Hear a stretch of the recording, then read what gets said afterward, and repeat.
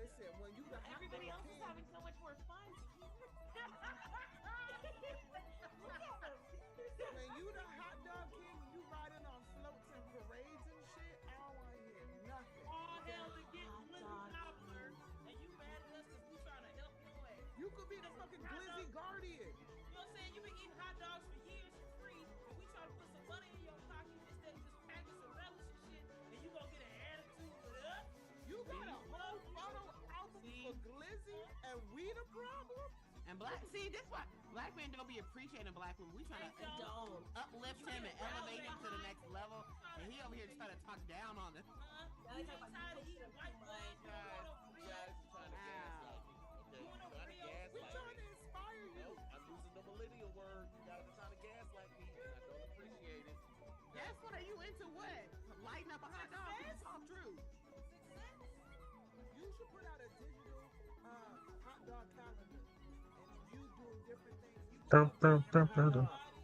Like Girl, summertime, ain't nobody everybody gonna gonna have a hot dog except for calendar. him. He gonna I write his am own no calendar character the as a rest hot of the dog time. enthusiast out there. Okay, just a hot dog enthusiast. You Next do. Being three. very spirited about one of my favorite foods. That's all it is. So why don't Okay. you lead the way? Why don't you be the mayor? I don't want to be the face of hot dogs. Too late. You see, you fucking up. You don't want to win. That's what I'm Hey, saying. hey, This hey, is an y'all don't help easy. me. This is an Don't easy help me. sell to hear. He don't want no help. He just want Shut to up, keep going to Roxy. 7-Eleven for free. You just want to be the hot dog whore. What's yeah? Wait. Did I pick a game for Your this? bra is made by bones, so it's okay. Trying to Stop. get Trying to get fat. fat. He's trying to get fat. That bra going it's gonna fail in flight. It's made by bones. I'm not even worried Titties about it. You're gonna in embarrass your yourself. neck. Right. You're gonna bring shame on your house and your Yeah. family. At This the bra. beginning of the call, Roxy, I was really like, wow, this is a testament to the bra. But as I've watched it slowly failure, Well, I've this gotten is what. less and less interested in her. Well, to be That shit fair, that I shit don't broke the fail in second latch, so it I shit washed it. Shut up. I washed it, so there's a latch here, and I washed it without the bag, so the latch broke. you So it's holding on for so dear your life. bra got a Anyway, slow leak. You got a hair mattress on your chest. please, why are you doing that to me? So I would like to go with Is burritos YouTube still because on? it's Go to. so I much don't That's the see. bra you got on, baby, with that shit the book And then about. I don't. You trying to sell it. This is Sheen. This is Sheen her. This works. Can you This pull shit that worked for strap one 3 more hours, time? nigga. No, stop. Look, just Hey, You turn wash the it. fuck If back you on. don't wash it, you gotta Um. wash it in the bag. Don't wash it loose. I You're gonna washed it. dislocate your collarbone. I'm stressed. no, I think the bra actually works. This Roxy got some unruly ass titties. She put a That's bra on her. crazy. Her titties like, hey, get the fuck up off me. I I think you look. need I a can bigger run. size. See, I can run. Run, run, Roxy, run. Girl, them titties is gonna knock you out, okay? I can run. You about to get knocked out by it. You better stop. What if her titties went up and clench her chin and then snatch her whole skin off? It did. It did hit my neck. I'm a little winded. Look at Jasmine's face of concern. Jasmine is Yeah, so. I don't. I don't need to watch a video. I'm Just gonna Just get a don't want text to watch later. someone die on here. Like, That's a crazy way to go out on Girl, we watch titties. people die out here every week. Oh, I hate y'all. So I feel like burritos. Uh, You can, you can do more. You can have a yeah. breakfast or burrito. you could wrap a hot dog in a burrito tortilla and still. Freak it. Then it's a I, burrito. hot dogs aren't versatile enough. Their identity. Yeah, It's it's a hot oh my dog. god, this is annoying. then it's still a hot dog. You just can't do enough. I don't want all that meat all the time. What if I want a veggie? You know what I'm saying? Veggie dogs are terrible. Veggie Yep, burritos be that's good. true. Veggie hot dogs are trash. As a vegetarian You don't even or like a those to post hear. vegetarian, I never had a veggie hot dog. I would never do that shit. it ain't good. So you're just gonna be eating meats all day, every day. You're just They gonna just got meat buns. it up. They got That's like the buns. worst kind of meat for you. It's processed. Like, Extremely ugh. processed. It's like the pieces of different Oh yeah, animals. Yeah, it's like the Roxy, chicken butt. Roxy. knuckles. It's Roxy. just all leftovers. Ain't you let somebody lick your ass before? Huh? Where did but that come but from? that not because Because she he's said trying it to was Oh, booty meat. compare. She said hot Okay, dogs is YouTube versatile. doesn't care okay. what game Now you if play. we're gonna You out let's here use Oh, feeding that. niggas that's booty true. meat too. Now let's use that as an analogy, right? You want to lick ass every day? You got to mix it up, baby.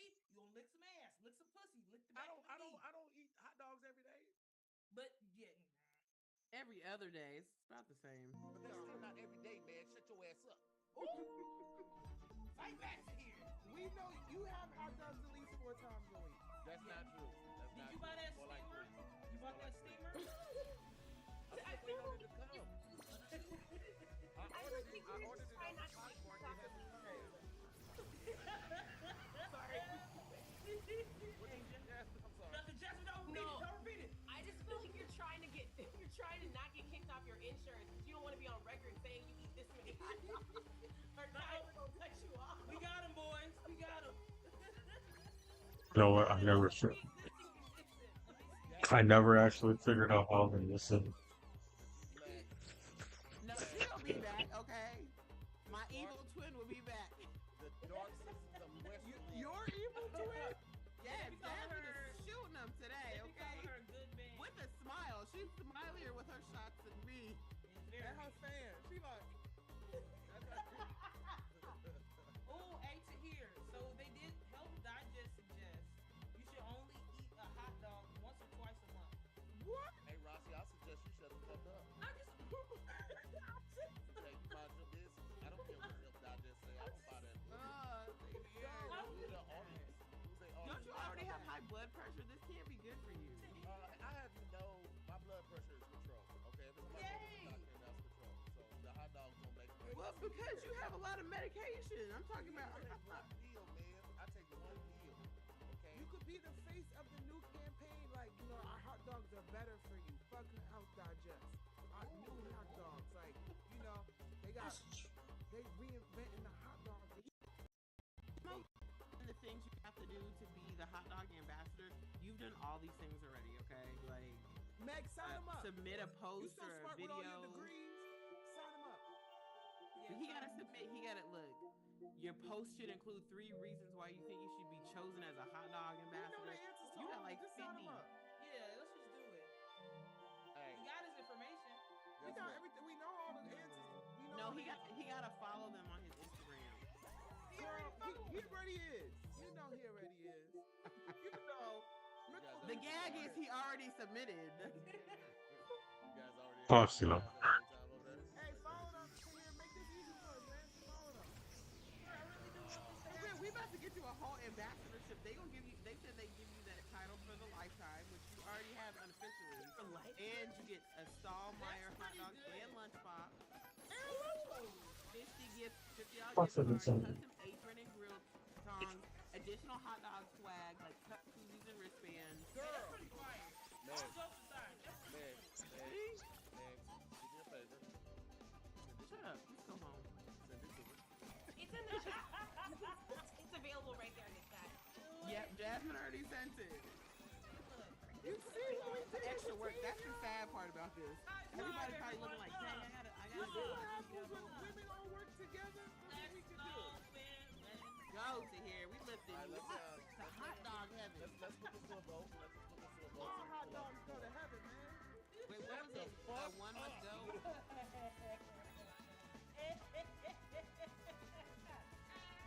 Animated series.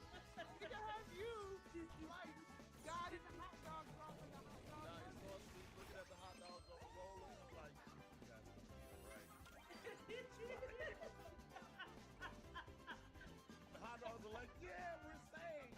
Cut to in my car, I'm devouring all. Oh that's a horror movie. Reverse sausage party? That's what I'm saying. That is so dope.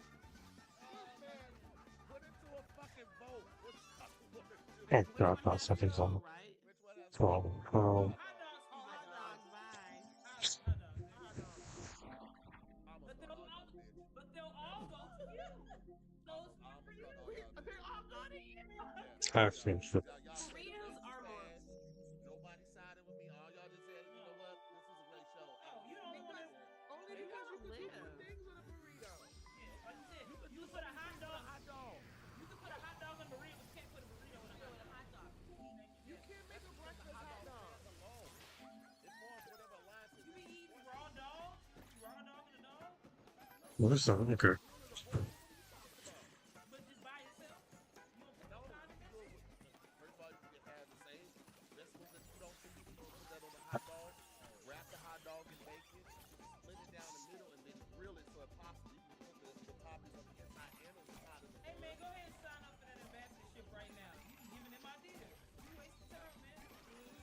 breakfast stuff so you can do what you Do need you to do. do breakfast? Do breakfast hot dogs? Yeah, what you do for breakfast? It depends how much time I got. If I got enough Well, time, hot dog, but you cut it like this, so it feels different. I will cut the hot dogs in half, take the sauce out of the pan, Ooh. roll them around there, and then put it in the oven. Oh, he fancy. That's pigs in a blanket. That ain't fancy. Girl, that was Dang, fancy. You man, shut let up. him I have like that. Hey, can you Man, make you're just a hater, bro. She don't see the vision. Pigs in a blanket. That is the vision. You did not invent the wheel with that one. I'm Right. sorry. thought he ate with that. No, you ate that.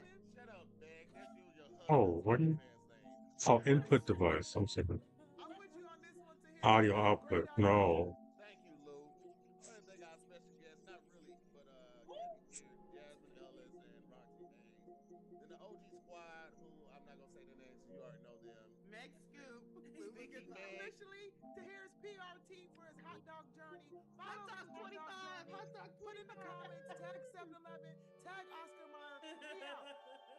Thank you, Stinky Scoop. And get out of here, Gonzalez. Sneaky scoop. That's so childish. No. I only hear to one ear. Niggas was on my hands the whole You're gonna thank us. Don't even. I'm not even worried about it. You're gonna thank us. Wait till you get this ambassadorship. Then what? Yo. Yes, and you better put us in your thank you speech, okay? When you post it on Instagram and you gonna break the neck because people gonna be so happy for you, please put us in the thank you. Wow. Who get the footage? I can't know what. What? I didn't do. What the fuck just happened?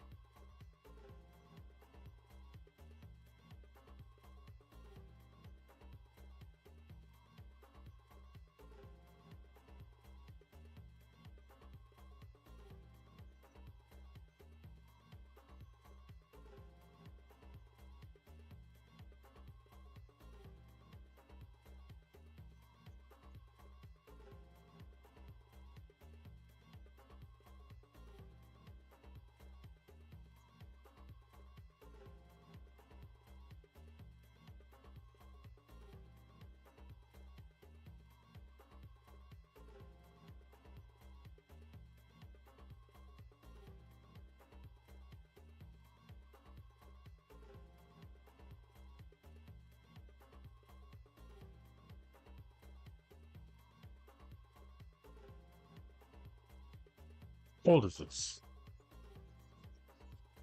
So today. Hey y'all, Scott here. I'm in movies. You can tell by the fact you hate me now. Yep, I'm involved with the Jurassic Park films. If you look at this scene, zoom in, further, I was supposed to be there, but I was frankly too busy being where every movie star ends up. Hell. Oh boy, I can't wait to use my new game console! Look, I'm using it! Pretty wild how many don't use their video game systems to play video games, but hey, I'm not one to judge. It's all about that multimedia functionality. Why did you buy an Xbox? Why did you? Hey, it's nice to have a single box for everything. What's the point of having a separate CD player, DVD player, game console, all that jazz, if the game console has the capabilities to be all of that and then some? And that right there is a key reason as to why the PlayStation 2 won at winning DVD playback built in. At a time in which DVD players were pricey as hell, so why bother getting one standalone when the PS2 was cheaper and a game console? It was a complete no-brainer. This was the smartest purchase you could possibly make. Look at me, I'm being smart. If the PlayStation 2 taught me anything, it's that movies and games, they go hand in hand. Everybody loves movies, but you know what else they love?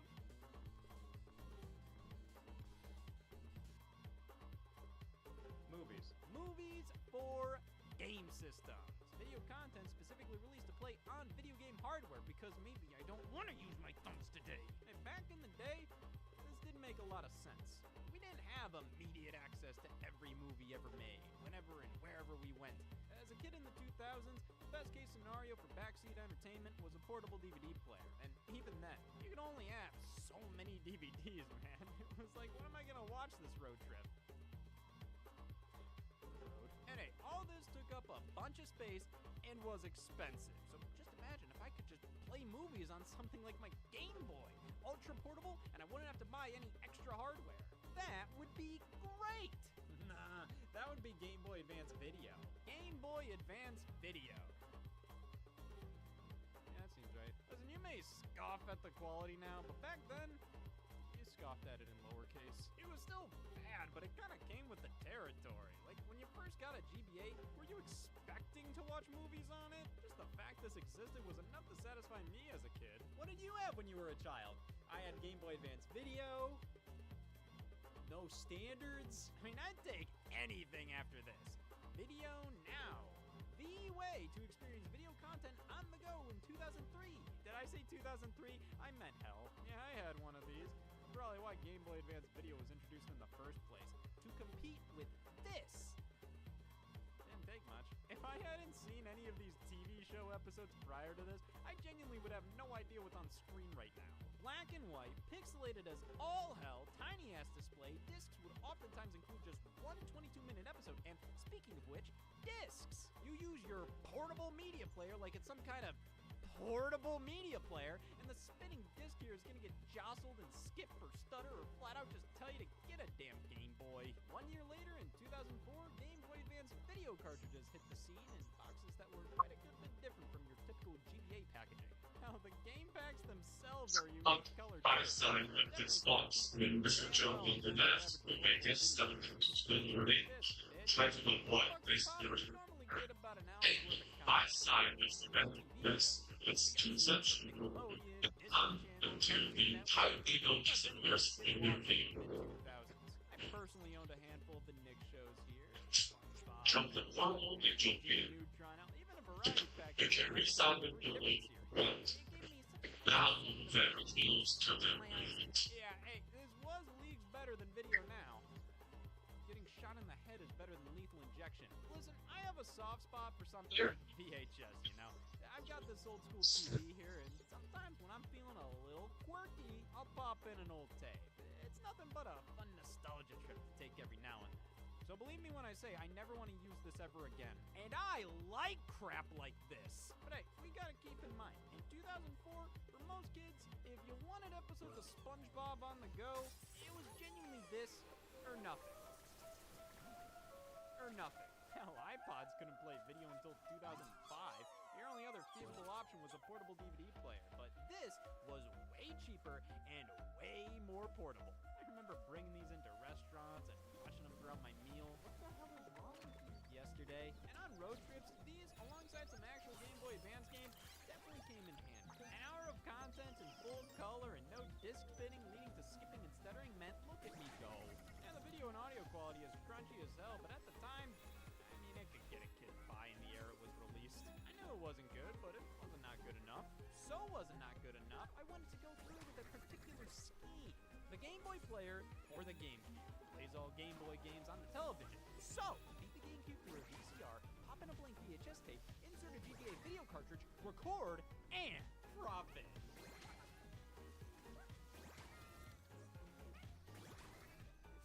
That was so embarrassing.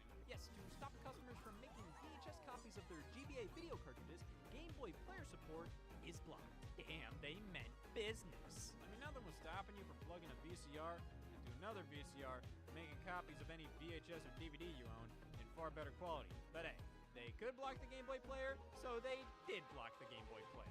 If they didn't, it would look like this. Think about what we could have had. This looks like At the end of the day, Game Boy Advance Video did its job.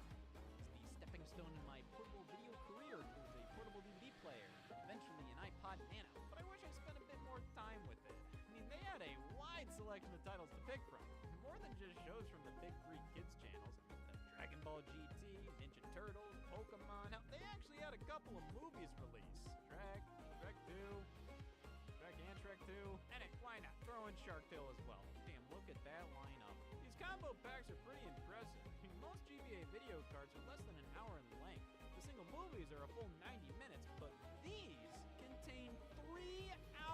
of content. Now, how do they fit that much video on one of these? Considering the standard cartridges already feature video that's compressed to hell and back. Easy. They make it look 10 times fucking worse. Yeah, compare Shrek on the single cartridge to Shrek on the combo. I will admit, it's impressive they were able to fit 2 full movies in here, but at what cost? This cost doesn't even matter because by 2005, this was old news. Sony released their PlayStation Portable with numerous key selling points. The biggest being, it's a PlayStation 2 to go. Or at least it seemed like it. And what did you do with your PS2?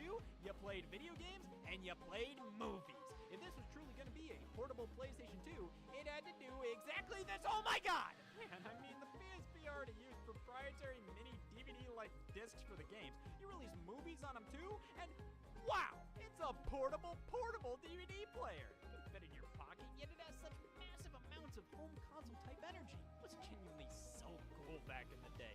And like, this was the first time a bunch of this sort of stuff was readily offered on a handheld device that didn't require a constant power source or TV. PSP just felt magic. Like, this was the handheld I always wanted my Game Boy to be. I wanted my home console, but on the go. The PSP was that. Except when it wasn't. See, the PlayStation Portable was damn cool and did live up to its promises.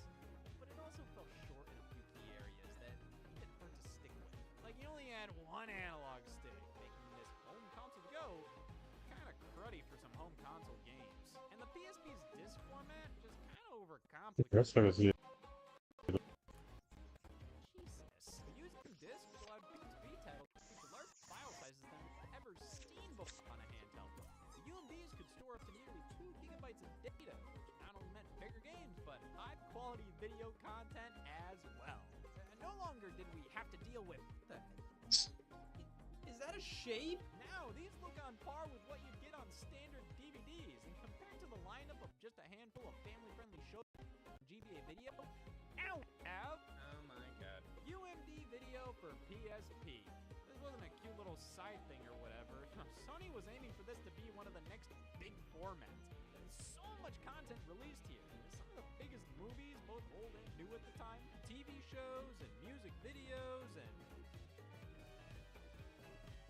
with all this support and the freedom to take your movies wherever you go, how could UMD Video for PSP not catch on?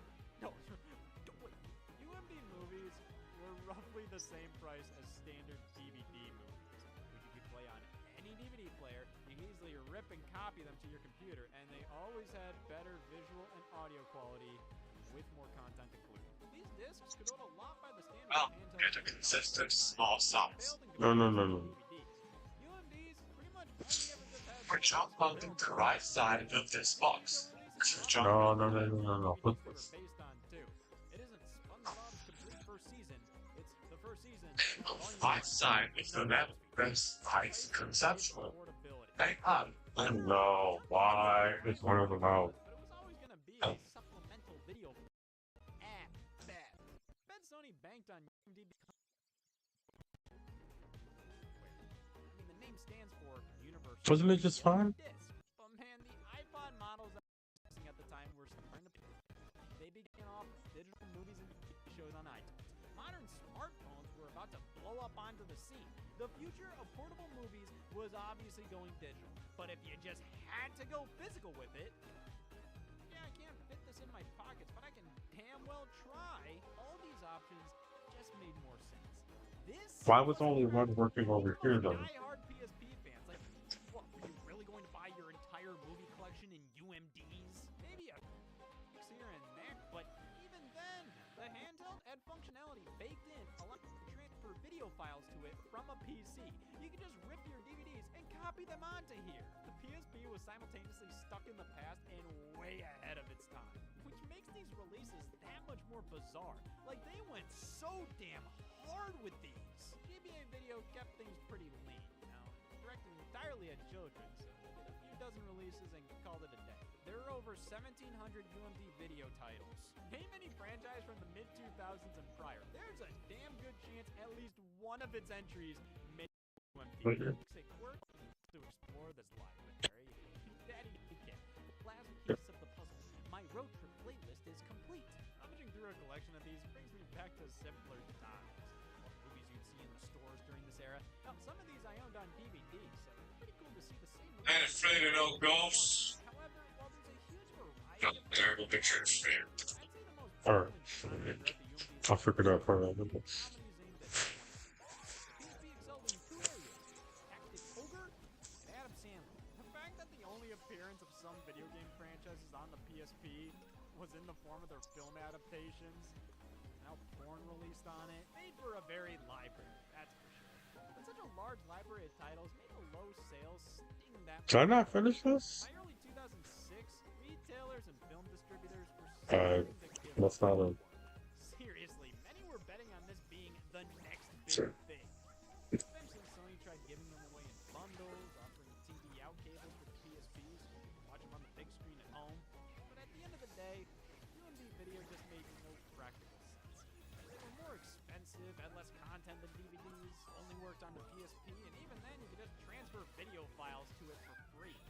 We'll admit, these physical releases really helped sell the PSP as this miniaturized entertainment center to go. Oh wow, I can do anything portably! Anyway, thankfully, if one film media format for game consoles in the mid-2000s wasn't enough for you, what the hell is your problem? It's like that hit me. Remember HD DVD? Yeah! I don't know if like that hit me though. Back in 2006, we had a bit of a battle as to what would become the true high-definition successor to DVDs: Sony's Blu-ray format or Toshiba's HD DVD. This was lame as hell. Blu-ray was higher quality with larger capacity discs, but HD DVD was cheaper with better menus. But man, I don't care about format wars when it comes to movies. I just want to watch the fucking Ant Bully. This thing got messy. All the different film studios were committing to either Blu-ray, HDD, or both, and I feel it just made it harder for people. Okay, I guess I'll give that one to myself. I guess. I mean, why bother? Different studios were releasing on different formats. The prices for everything were absurd. And in 2006, most people didn't have HD TVs yet, so the quality difference wouldn't have been all too noticeable.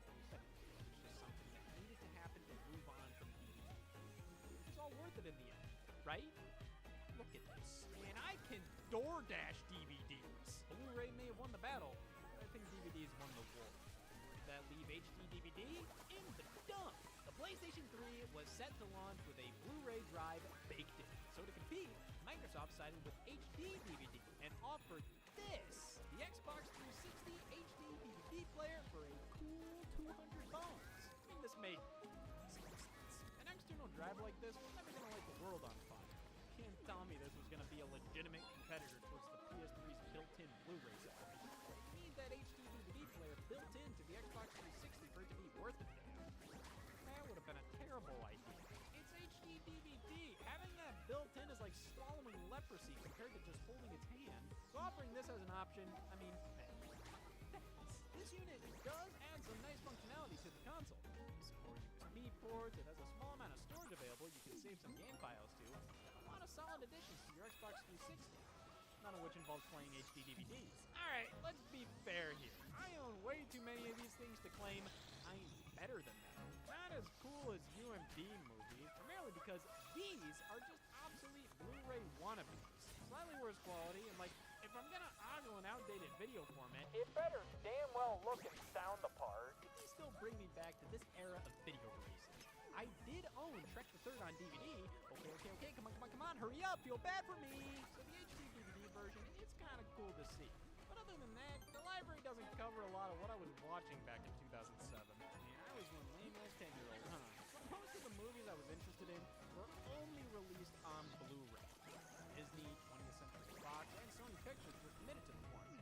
Universal and Paramount went in on HD, and Warner Brothers catered to both until realizing this war is stupid. They can just end the whole damn thing by siding with Blu-ray. And almost instantly after they did that, a 2-year-long battle with many picking HD DVD as their format of choice, spending hundreds to thousands on players and new releases, all for it to come crumbling down within a span of a couple of days. And all these years later, the Xbox 360 HD DVD player is probably the largest impact HD DVD made on society. Probably. Microsoft discontinued this pretty quickly after the announcement, but I don't think they cared all too much at this point. Like, sure, it would have been nice if it worked out, but I understand. I too don't give a fuck. But while the Xbox 360 lost the HD format war, it was actually ahead of the curve in something that was gonna be a whole lot bigger. Streaming. Netflix for Xbox 360 because there's no HD DVD for GNOME alone. This was the first console Netflix was available on. Microsoft made damn sure to make the most of it. For a while there, the Xbox 360 was the only console you could simply download the Netflix app on. It was a part of an exclusivity agreement between the two, ensuring you couldn't instantly stream the service via an app on any other game platform. But they never specified you couldn't stream it on a disc. Netflix for Wii and PlayStation 3. And PlayStation 2. What the hell happened here? Well, this disc only released in Brazil back in 2011. You see, due to their heavy import tax on video games and systems, most consumers were generally a couple console generations behind, as the new stuff was... Alright, crack out Mr. Balls. So this made more sense than you think. More sense doesn't mean a lot. The Wii and PS3 discs were only necessary for a few months, as by October of 2010, you could just simply download a Netflix app, which makes these Netflix discs worthless. No f***ing way! I definitely dabbled in the Wii app back in the day, which was actually my introduction to Netflix as a whole. It was pretty limited, like there was no search functionality, which, my god. Here's a Google app for the Wii. You can't search for anything. Oh, is that where that one was? I don't remember seeing that before. But hey, the limitations almost made it easier to appreciate the fact this existed at all. Like, yeah, it ain't great, but it's Netflix on the Wii. Who cares? This nearly made up for the fact the system couldn't play DVD movies. And these just rubbed it in. Warner Brothers attempted to sell these combo packs for the 360, PS3, and Wii, featuring a game and corresponding movie. Mortal Kombat vs. DC in the Mortal Kombat film. Lego Harry Potter in the first Harry Potter. Beer 3 and Orphan. Well, damn, why did they stop there? The combo packs on Wii obviously skewed a bit younger, so not everything made the cut. But that's not the biggest problem here. The Wii can't play DVDs. This is goofy. You can bundles with anything at that point. Maybe just as useful to a Wii owner. Let's be fair though, in 2010, if you had a Wii, you most likely also had a DVD player. And if for some reason you didn't, you had a DVD player you could hire. So I don't think these are the most out there releases. You play your Scooby-Doo, then you can sit there for 90 minutes thinking about what you just did. Still, would have been great if we could have done that. Oh, I still got distracted for 1 second. So I don't even. So what I need to do is take this guy. Small internal attachment. What? We're sticking And I something got. in here? Well, outside of the video streaming app, if we're looking to watch some content on our Wii's, best bet's gonna be games with this kind of stuff baked onto the disc. So, for example, Kirby's Dream Collection has 3 episodes of Kirby Right Back At You available to watch, and can probably piece together a coherent story with all the movie clips featured in Twilight Scene in it.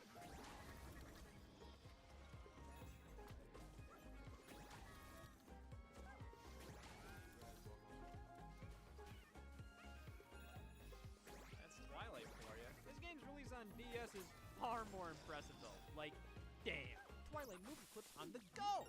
It doesn't get much better than this. I have a giant soft spot for full motion video and DS games, man. I mean, I remember getting Mario vs. Donkey Kong 2 and seeing these CGI cutscenes and just being blown away. This ain't Game Boy Advance video anymore, buddy. This is marginally better. They really like to flaunt the FMV capabilities of the DS, especially early on in its life. Hell, at E3 2005, they gave away DS cartridges with a Twilight Princess trailer on them. Here's my copy. That's $12,000. Same thing. Yeah, why the hell would I pay for this? Especially when the ROM for it is available online for free. I can just emulate it and enjoy the trailer that way. Or watch it on YouTube in full quality. But I that wonder. isn't quirky. But listen, if we're talking actual movies, we're gonna have to bump it up a generation to the Nintendo 3DS. Glasses-free 3D display during an era in which the entertainment industry was desperately trying to sell everybody on 3D movies. Oh, I already got him. It obviously made sense to offer 3D films on the handheld. I envisioned Nintendo pulling a PSP and putting out physical movie releases for the 3DS. I mean, come on. With this, there was an actual damn reason to do it. You watch your movies in 3D without glasses portably. And this had the potential to make the 3DS an essential video player. I mean, at E3 2010, Nintendo showcased full 3D movie trailers for 3 Game & Clicks, setting the stage for the eventual 3DS release of The Owls of Gahul. 3D they focus on the 3DS for a bit there. It's almost always in the form of 3D game trailers or quick little bite-sized short films on the Nintendo video. However, over in Japan, Oh my god, there's too much going on. Trying to look down this hole. For like $30 a pop, and damn, look what you got for that price point. A play button. Listen, it is cool that the 3DS got some movie releases like this, but these films started appearing like 3 to 4 years after the handheld launch. At this point, who the hell was buying these? At that price, no less, with no bonus features. Hell, not even a scene selection, and watching them on a 240p screen. Sure, they're in 3D, but oh, look, this is too, so I guess it's worth it. I was bummed that we never got anything like this outside of Japan, though. Netflix and Hulu for 3DS didn't offer 3D movies, so like, is it too much to ask for the glasses-free 3D device to play this kind of stuff? Yeah, Tekken 3D Prime Edition. Mostly a 3DS version of Tekken 6. That's all fine and good, but it's severely lacking in the being the Tekken Blood Vengeance 3D movie department, which is a Void Tekken Blood Vengeance 3D built perfectly. I don't know, man. I mean, sure, they didn't have to. Oh, Like, I can't believe I never thought of that. So just now. What? I've always found video playback on the 3DS to be powerful yet underwhelming at best. They're very creative with how they, because the way they be hiding these guys, I don't even think about it. I would have never assumed he would be hiding from me. Overall adds to the disappointment of 3D movies on 3DS as a whole.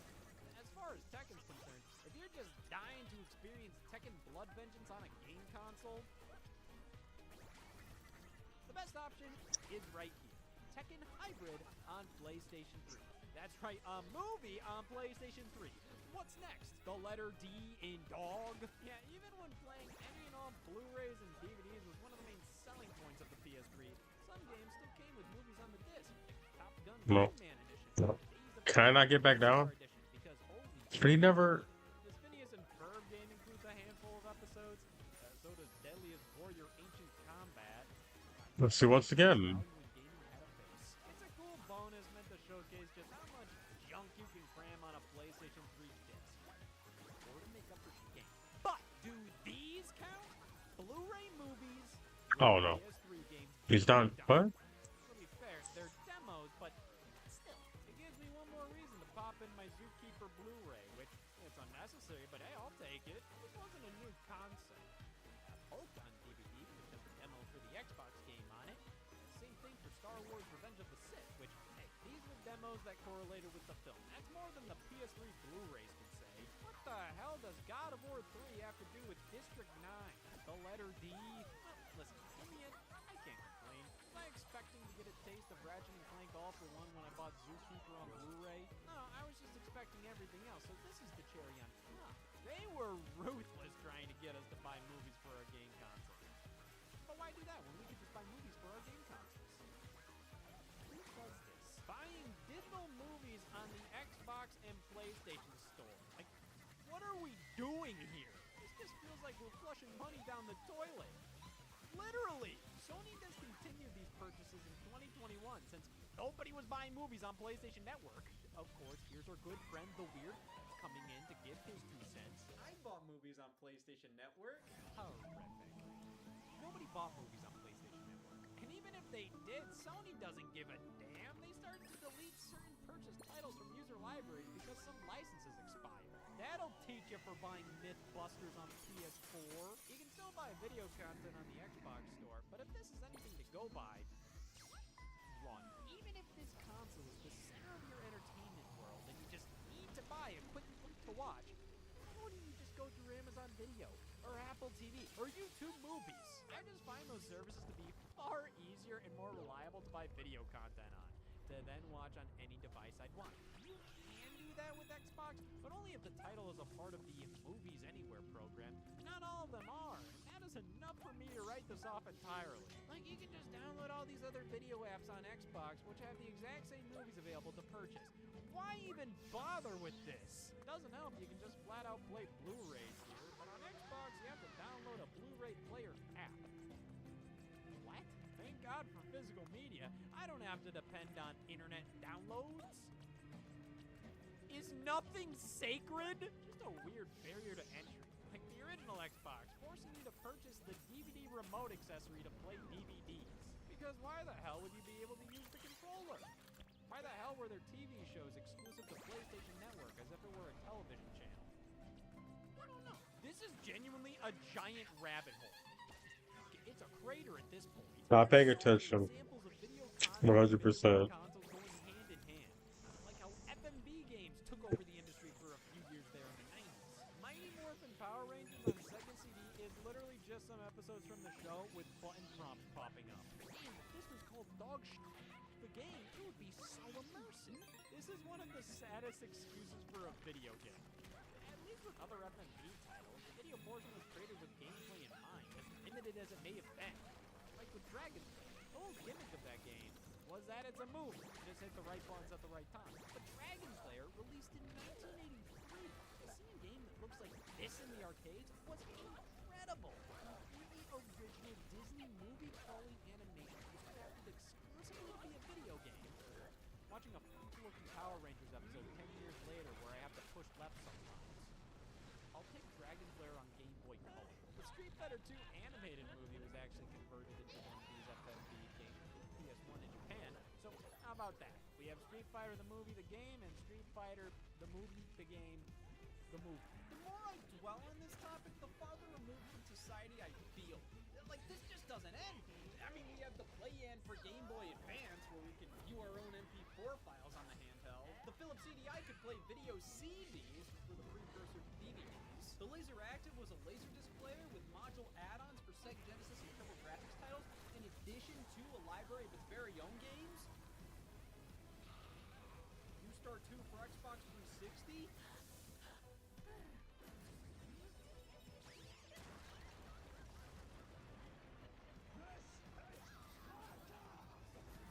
At this point, going any further would ensure my resignation from humanity. So, f*** it! Let's seal the deal! This is a DVD player with Nuon functionality. I know what that is. Thanks, Weird Hack. You know how these game consoles have a DVD player built in? The DVD playback ain't this thing's MO. It's a nice extra feature. Well, this is a DVD player with a game console built in. Video games ain't this thing's MO. Oh, I did it again. Why do I just want to jump and I hit the rocket thing? That meant it was compatible with Nuon enhanced DVD. There, I remember that happened. Just kidding. There wasn't that few. Oh my god. There were 4. I died. Playing these in a Nuon player enables some exclusive bonus. There's also like an inconsistency with like, Dr. Dolittle 2 wasn't loading the Nuon. if I don't let him jump all the way, I'm just not gonna get a full jump. That sucks. I mean, I guess Nuon does bring more interactivity. Like, this is more functionality than I'm used to with a normal DVD. But it ain't mind-blowing, and the features themselves as selling points aren't compelling at Oh all. my god, that's on me. Trying to validate the Nuon without having to create any new content of substance or value. Viddies, a Nuon exclusive feature. It selects scenes from the movie with notes popping up. What, you don't have a Nuon? You gotta get a Nuon. I will say though, this DVD player is the most premium feeling DVD player I've ever used. I mean, it beeps and everything. Oh, I missed one. Hey, I'd say they were. When it came to goddamn anything but the Nuon stuff, oh my god, who the hell cares? Oh, she had a dash. Oh, nice, that answers my question. Nobody. Yes, video games exclusive to Nuon DVD players. I know this is less movies for game consoles and more games for DVD players, but it's the new. I'm not sure how organically I could bring any of this up elsewhere. Oh my god, what? I hit the button. I've got a handful of Nuon games. The first one being Ballistic. We've all played a game like this.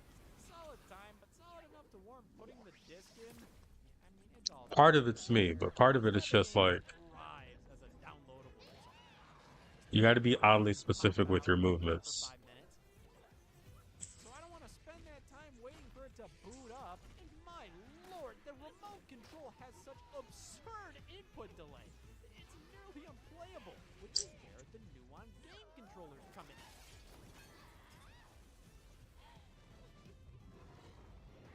Damn it! Well, if you don't want to blow hundreds on playing Nuon games, consider a new hobby. Or you can get this aftermarket adapter to use a Nintendo 64 controller, which I prefer. I mean, the N64 controller is definitely way better than this anyways, and it's a piece of gaming history, which you can make that argument about anything. It's a piece of gaming history. Tempest 3000, part of the Tempest series by Atari, the sequel to the Atari Jaguar game. You know, we ended up getting a Tempest 4000 in 2018, so it's pretty wild that they still consider this Nuon exclusive to be a vital entry. You're not a true Tempest fan unless you own a Nuon. Just ruined this guy's whole fucking day. In my opinion, you ain't missing out on much with Tempest 3000. It's fine. I guess I. You don't really get a lot from this. Why is the delay on that so long? I never realized it was that long when I was doing other stuff. And like Ballistic, it's just not a game I'm playing for more than 5 minutes, so hopefully we can shake things up with Space Invaders XL. My lord, most of these Nuon releases aren't bad, but they just aren't anything. So tell me, do you pick the DVD player with like 5 games available for it, or the game console with thousands of games that can play any DVD you throw at it? That's what I thought. And with that, I just won the award for You Never Appeared in the Jurassic Park films and talked about Game Boy Advance video, UMD video, HD DVDs, Netflix for PS2, and the Nuon for 33 minutes straight. Oh, this isn't an award. It's a noise complaint.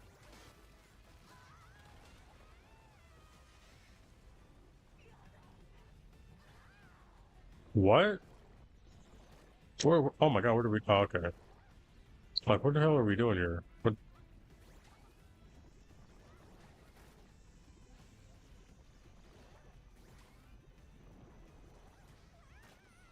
Do you see? What is the delay? Why is there a delay there? That's weird.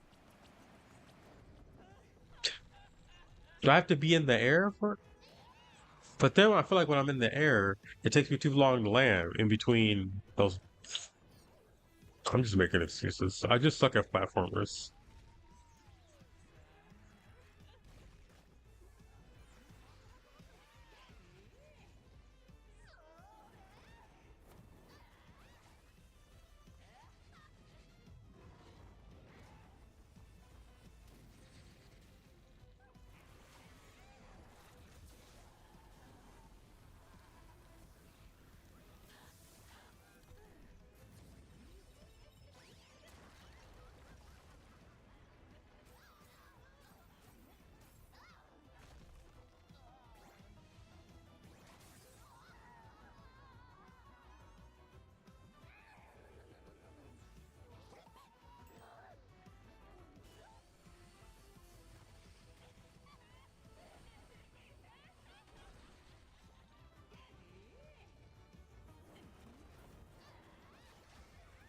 Damn. So I gotta jump when it's still going the other direction. And then just hold it, basically. See, also inconsistent. Why? Also inconsistent. Sometimes when you do the rocket jump, he doesn't want to hover then. I shouldn't have hit restart because I should have known it would start me back here.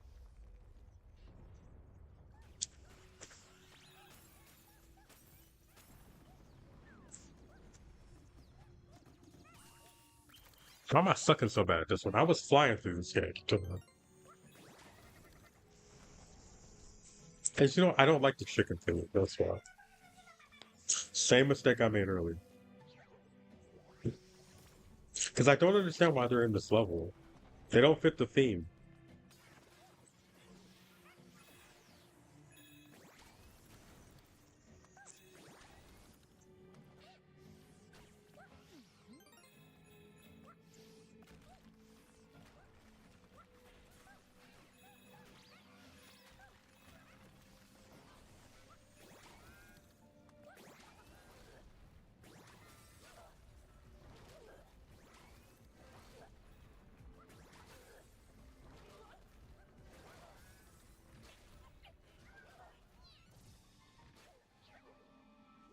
Yeah, I don't like this rocket thing.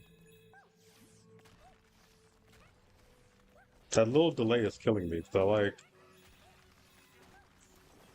I like hitting a button and something happens at the moment I do that.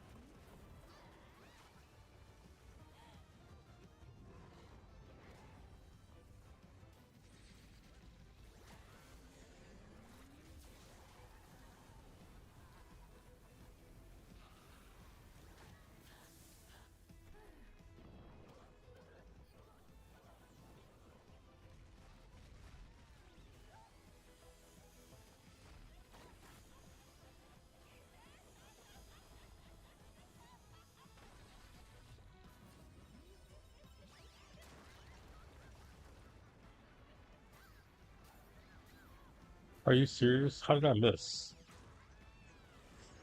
I gotta time these punches too now? Come on.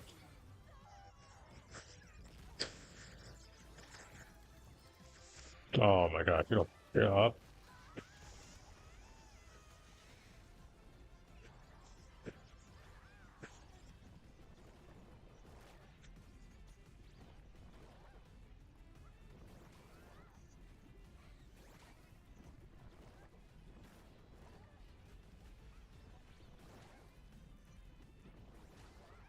See, I don't like that. Not really 2 lives?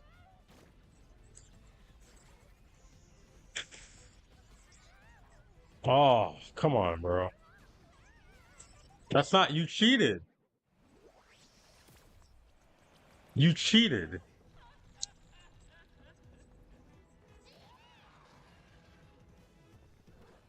I was right under her chin.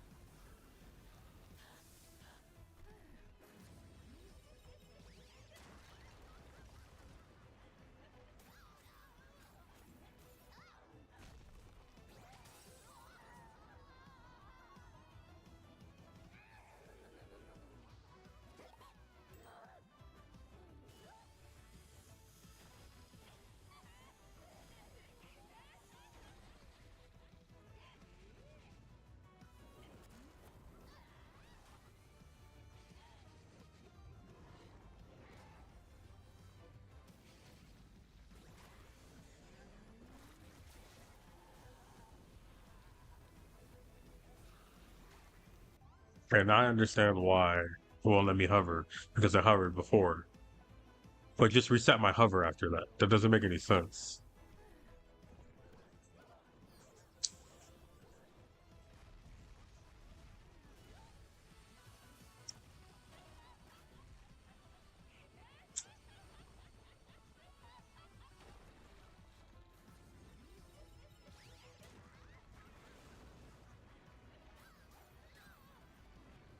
Oh my god.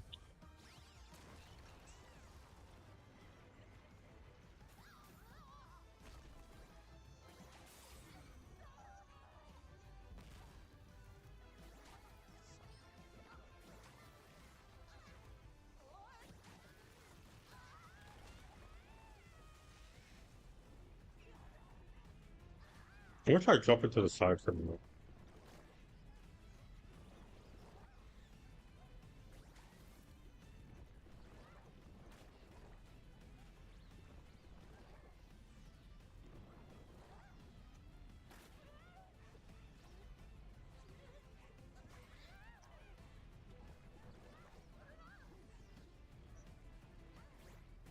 Oh, am I under it now?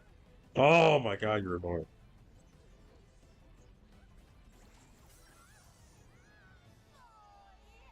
That's crazy, that's all I had to do. I don't like that delay. I don't like the chicken thing at all. When we're talking about a boss map.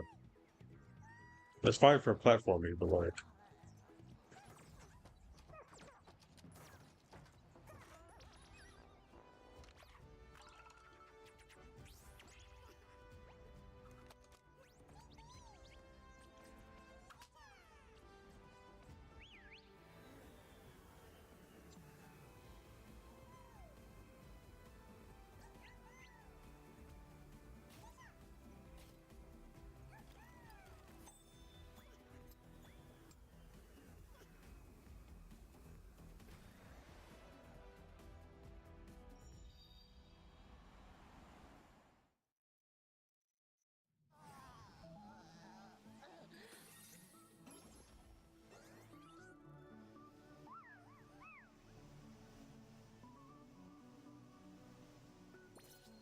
Really? Did Nathan?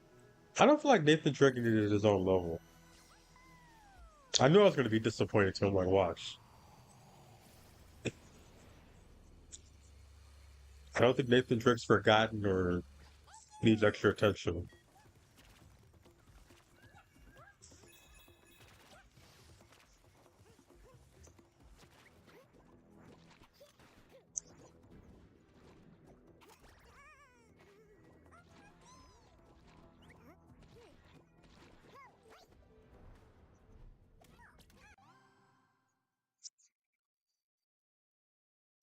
Like, you see how stupid this is?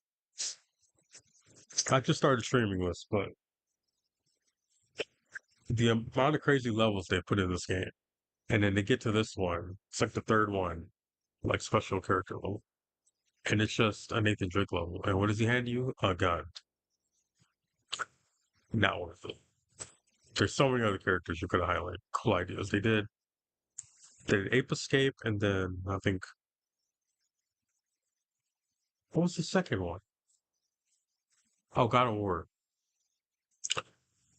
Nathan Drake didn't need it. I get it. That's like your number one studio and everything. Don't care. This is dumb.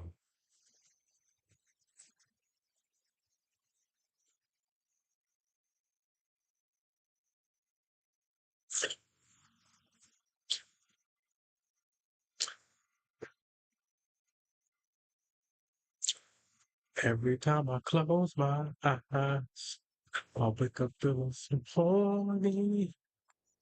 I can't get you out of my mind. Freaking you be lying. I'm young.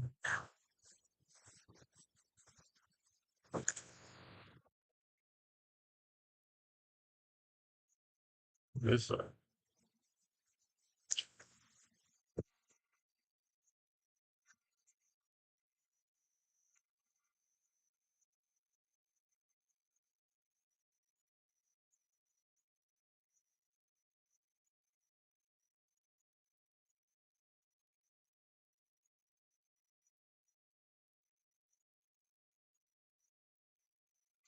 Stop recommending me music. I don't come to YouTube for that.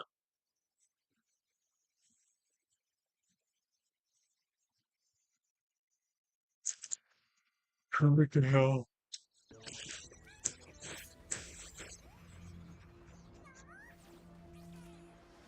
While a large majority of the Power Moons in Mario Odyssey are relatively easy to get, there's definitely a few challenging ones. In terms of difficulty, I've decided to not include any hard-to-find ones simply because the challenge is just finding it and not so much collecting it. So these Power Moons take a considerate amount of skill to collect, and with that said, let's go! Alright, ladies and gents, the Sand Kingdom is home to the largest amount of Power Moons out of all the other kingdoms. Well, the Mushroom Kingdom technically has more, but half of those is just talking to Toadette, so that doesn't really count. Of the 89 moons, one of them barely cracked this list. Hopping onto this grave pipe leads you to some sinking ruins. On your left, you'll find a spark pylon that you'll use to zap yourself to the main course of the stage. Wait, this thing is called a spark pylon? Huh. Anyway, when you arrive, the floor will immediately start falling. So right off the bat, you're under a lot of pressure to get moving. And what better way to go fast than to use the rocket flower? Now, using this is already in itself a bit challenging. Running around with it is manageable, but it takes some practice. You'll have to make a couple of jumps to grab at least one more of these flowers. Otherwise, you won't make it to the end of this tilted maze. Yeah, you have to run up the side of this maze while blazing full throttle. If you miss a flower and run out of boost, well, say hello to the poison. It's not too bad if you've gotten the hang of it, but if you want the harder moon in this course, you have to grab a key. The key just so happens to be across a narrow path with openings on the sides. I can't tell you how many times I've missed grabbing the key. It's the most infuriating thing. When you do grab it, you'll simply make your way to the top and finish the course. This one isn't going to make you pull your hair out of your scrotum, but it feels very, well, how do I say this, uncomfortable to collect.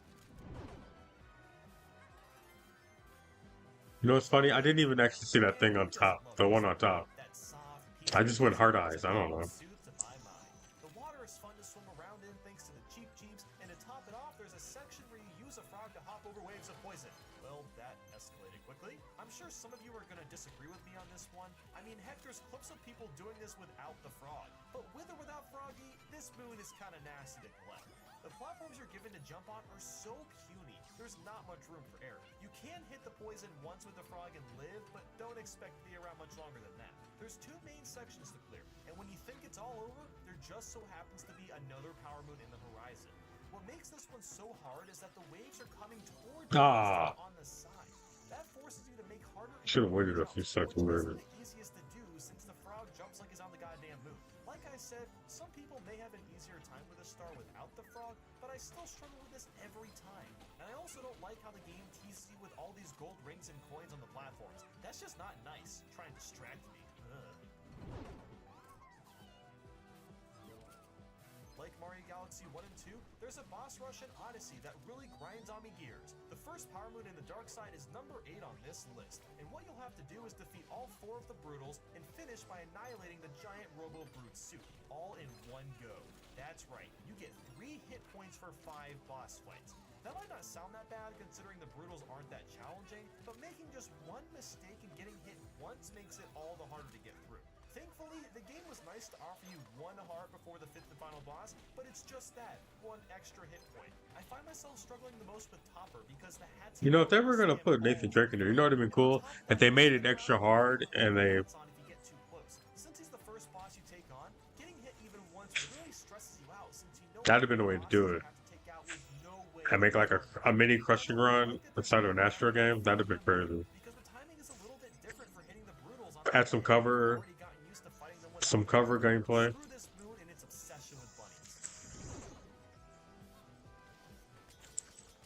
Hey look, we're at the dark side again. And trust me, we won't really be leaving this kingdom much since it's one of the last ones you unlock. Looking under this rock, you'll find some platforms and a blue door that requires a hat for you to enter. I always hate the levels where you That's Elena.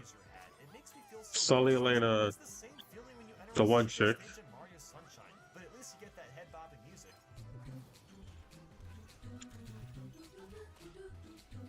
So here we have to run across a bunch of Oh, sorry, my platforms while Piranha screen Plant went out for some poison reason. at you. Go figure. I guess the nice thing about the poison is you can kind of see where the platforms are, or at least get an idea of their scope, but it's too bad for you.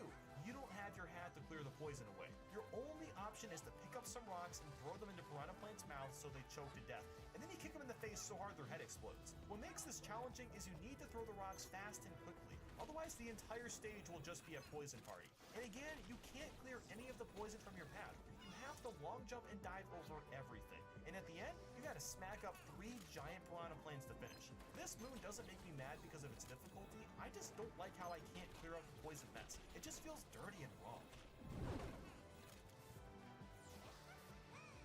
You knew this was coming. The infamous jump rope girls from the Metro Kingdom. To get the harder power moon, you need to jump rope 100 times in a row. That might not sound too bad, but every 5 jumps, the rope speeds up until 50. At the top speed, you're practically jumping with frame-perfect inputs to make it by. Even the slightest change in your jump will throw off everything, and you can easily lose doing so. This one is a bit higher on the list because I can usually find a groove after a few tries to get the moon I need. But even with that, I have to put 110% of my focus into jumping because you can't mess up anything. I'm aware that by throwing your hat at the parrot a certain way and glitching out the camera, you can get unlimited jumps by just standing above the rope, but come on, that's cheating. I'm not gonna That's not fair. I got stuck on how that. Because every time I jump, I go on the top thing. I don't go on the rope.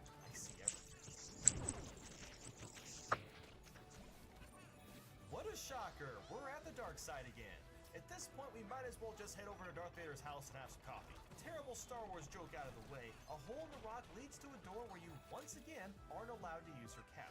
Following is a terrifying rush to get from one road to the next. You'll step on P-switches, which brings up long stretches of road. You have to briskly get across without making mistakes. The best option is, of course, to roll, but a lot of the time you'll be forced to dive up platforms to maintain a fast speed. Bonking is your worst nightmare. If you do bonk near the beginning of hitting a P-switch, just head on back and wait to repeat the cycle, because the amount of time you're allotted is incredibly little. You have to always be moving or the road's gonna disappear on you. The ticking timer doesn't help matters either. It makes me feel more stressed to get to the end, which leads me to more likely make mistakes. The power moon you have to get is near the end across a bunch of platforms that fall when you touch them, which is even harder to get through. And it's not even that the jumps themselves are that challenging, it's just doing them quickly without bonking is the real challenge. In a way, you're basically forced to be a speedrunner whether you like that or not. Oh, look, it's my least favorite part of the actual game. God, I whimper and feel dread when thinking about this moon. In Mario 64, there were these little slide levels where Mario slides down his butt really fast, and it was really fun. Well, Odyssey's version has you playing as a bouncy marshmallow which only moves by jumping. If you push jump as he hits the ground, he'll get a speed boost. Yeah, it's as awkward as it sounds. Some people have really grown to like this style of racing, but honestly, I really despise it. No matter how much I play this and try to get used to the controls, I just don't enjoy it at all. There's a few courses of this in the game, and this is definitely the hardest one. There's lots of hills and slopes, and jumping in the wrong spot can cause you to lose a lot of your speed. The Class S race in particular doesn't allow for much of any mistakes. If you aren't going fast the whole time, then someone will pass you. Oftentimes, I can't even get into first until I'm on the second or third lap. And to make matters worse, there's some snow that'll slow you down if you don't touch it. I just hope that the inevitable Odyssey 2 doesn't have this type of racing in it, because I honestly hate it. And here's another Power Moon that you knew would crack this list. The darker side was made to function similar to the perfect run in Galaxy 2 or Champions Road in Mario 3D World. In some ways it does, and in some ways it doesn't. Like those stages, the entire level breaks down into several sections with no checkpoints. You'll start by taking out this alien spaceship called UFO, well if you want to jumping over lava, to turning into lava bubbles, and it goes on and on and on. If there's one thing to say, this is one of the longest Mario levels of all time. It just never ends. And you might be wondering, why isn't this number one? Well, the answer to that is simple. The game is nice to you. If you do decide to take out UFO, he gives you a life up heart. I remember jumping like the older. So basically, you'll always have 6 hit points. And that's not all. There's quite a few hearts to refill your life bar along the way. Even though you'll probably get hit by some things here and there, you're given so much extra health that it almost doesn't even matter. But like I said, this level is still challenging. It's just easier than I would have expected. I know with gliding you can cheat and fly all the way to the very end with Bowser and skip the hardest section in the game, but you aren't supposed to do that. I guess if you don't consider that cheating since it is easy to do, that's fine, but this list is based off the intended routes you're supposed to take. Moving on, this section with all these clouds and rainbow porcupines and fire circles are the bane of my existence. You're given this small platform that moves incredibly slow, and you basically have to avoid/kill all these guys while avoiding the fire circles, and that's a lot easier said than done. On my first playthrough and even the ones after, I always find myself struggling with this section. It gets so intense near the end because there's like a million things you have to avoid. If we weren't given health at all for this stage, then this section alone would put this at number 1. And the last thing you'll tackle is this part with Bowser, which honestly isn't that bad. You just scratch Got to looking for anything extra that I could miss. At the beginning of that too. So yeah, darker side should have just been called lighter side, even though it can't kick my butt. If you thought jump roping was annoying, wait until you try the volleyball. Yes, in the Seaside Kingdom, there's this volleyball game where you have to volley a ball 100 times in a row.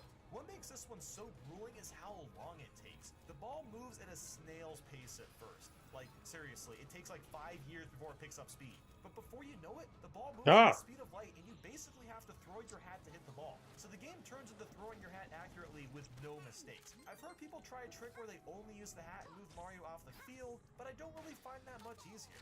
And when you mess up, starting over just drags on because it takes forever for the ball to pick up speed again. So not only is it one of the hardest moves to get in the game, but also one of the longest and most tedious. Now, if you played through this entire game and have gotten all the power moves, you probably have a good idea what number 1 is. Home sweet home, Dark Side. Breakdown Road actually makes me want to break down and cry. Like a lot of the other power moons in this game, you aren't given access to your hat, making platforming a lot trickier. What you'll need to do is run to the end, jump down below, wait for the bonsai bill to notice you, and then you'll long jump across these teeny tiny platforms consecutively till the end. My god, did they really space out these platforms. This almost feels like a Kaizo level, like I'm not even kidding. Your long jumps really do need to be frame perfect from start to finish. Most of the time, I'll jump too early and bonk, or I'll fall off the platform because I waited too long to jump. Since you don't have your hat, there's no opportunity to correct yourself, and you can't capture the bonsai bill. And if you wait too long, the bonsai bill will just hit you. I seriously hate this power move. Like, it's not even worth my time. But I'm the guy that has 100% every Mario game. Why do I do this to myself? But with all that said, guys, make sure to like and subscribe if you enjoyed this, and let me know in the comments what you think the hardest Power Moons are and why. Thanks so much for watching, and I hope you have a great day.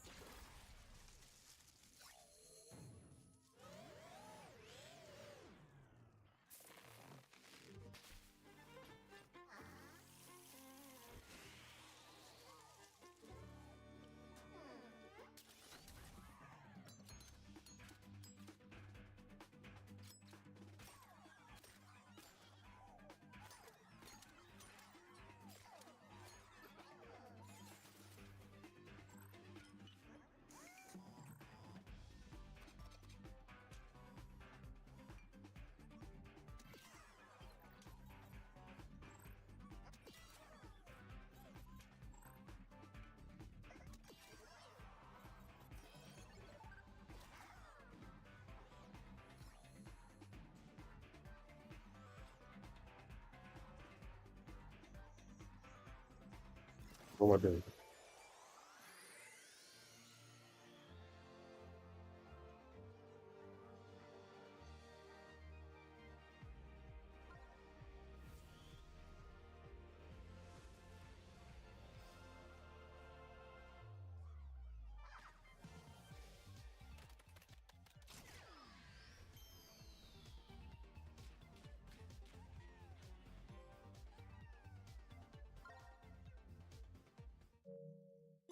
Alright, it's time to.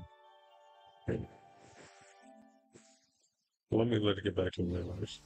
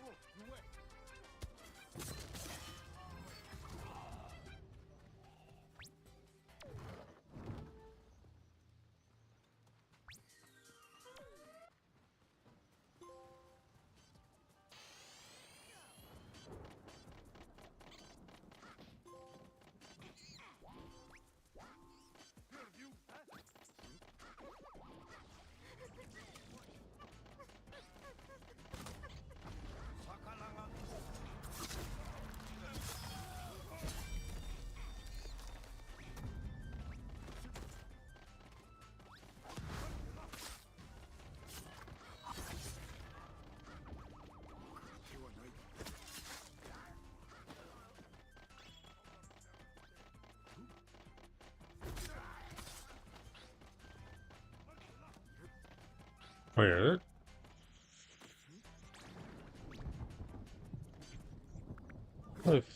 How do I get to the other one? I played this 3 times and I still don't know remember how you do the last one. Oh no, I'm thinking of a different level.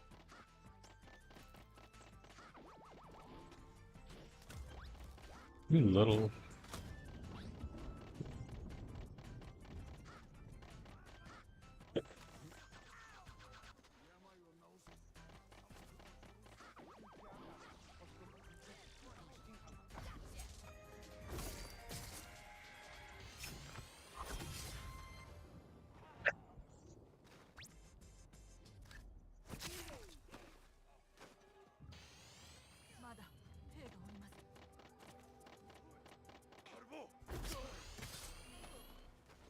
You know what? I'm gonna go after the coin that I can. This only has one coin. 怪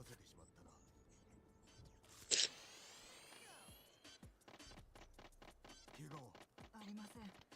手当てしろと言われたのですが。断ったのだな。しばらくここに隠れておれ。どうか風山をお助けください。 Oh, I was in the right tree.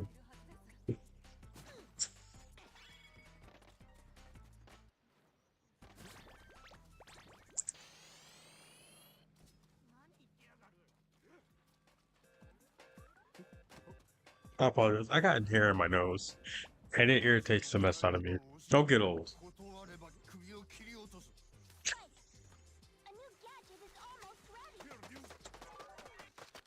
I'm starting to think I don't have sinus issues. So much extra dirt, stuff, debris or whatever gets caught in my nose because I got hair, so much hair in my nose.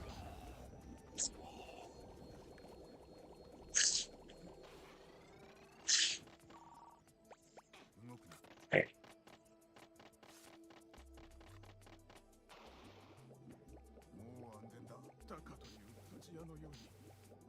わしも殺されるかと思いました。タカは村から逃げた。安心しろ。しばらく身を隠せ。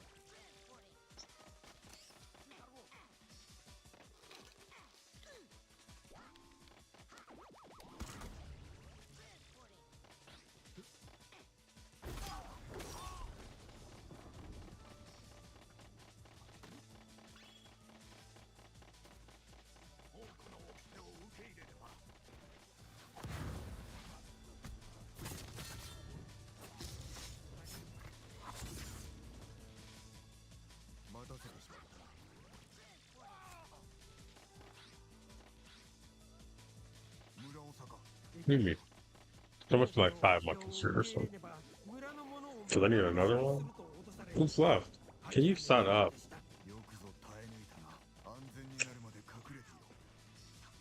もうこの隊長に家を乗っ取られました。どうか奴を大事に当たってください。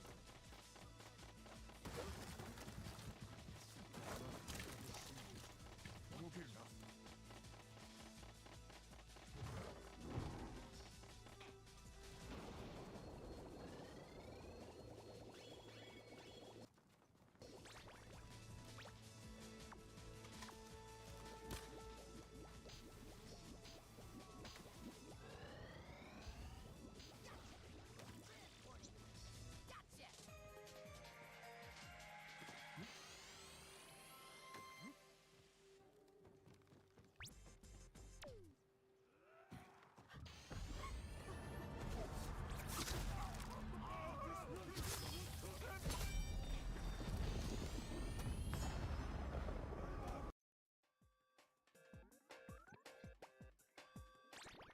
With GTA 6 finally revealed, I figured it would be the perfect time to 100% and platinum the GTA trilogy. And what better way to start it off than Grove Street? Oh, GTA San Andreas is my favorite Grand Theft Auto, but it's also the most tedious to platinum in this trilogy. So without further ado, let's head back to Los Santos. What's up?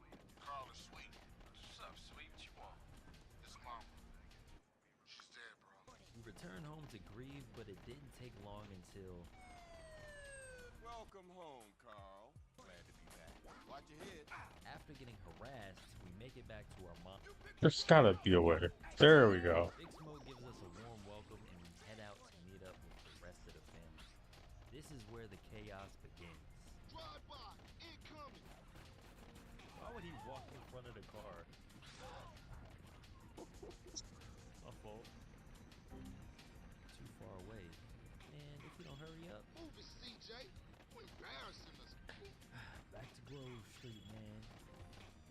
getting started. Our first trophy in this long journey. Complete Big Smoke. Right after that, I started working on the vehicle side missions. The first one I did was the paramedic mission. After beating all 12 levels, I will increase my max health and I'll unlock the Savior trophy.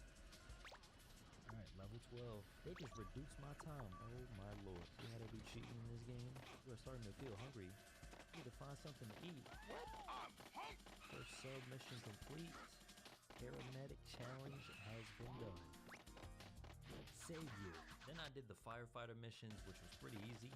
Level 12 is complete. Rescue a kitten too. Now it's time to become a full-blown taxi driver for 50 total rides. This is definitely one of the most time-consuming missions, but it did allow me to pick up 3 trophies along the way. Oh wow. Bruh, come on, man. Oh, just paying spray with a wanted level. Eventually, I made it through all 50 fairs. Alright, here we go. Fair number 50. This is a long grind, but we did it. Yes, I speak English. 50 in a row, all taxis have nitro. Then I realized I was close to the trophy. Today was a good day. So I just waited inside until that popped. Here we go. Today was a good day. That's a gold trophy. Go 24 hours in-game without breaking the law, being wanted, killing, or harming. I'm a suburban. And I finally decided to give CJ some food. With extra dip. When I continued the story, I made it to the mission Tagging Up Turf. This is where we get introduced to the first collectible. There are 100 of these in Los Santos. In the mission, we get the first 6. So afterwards, I went ahead and cleared out the rest.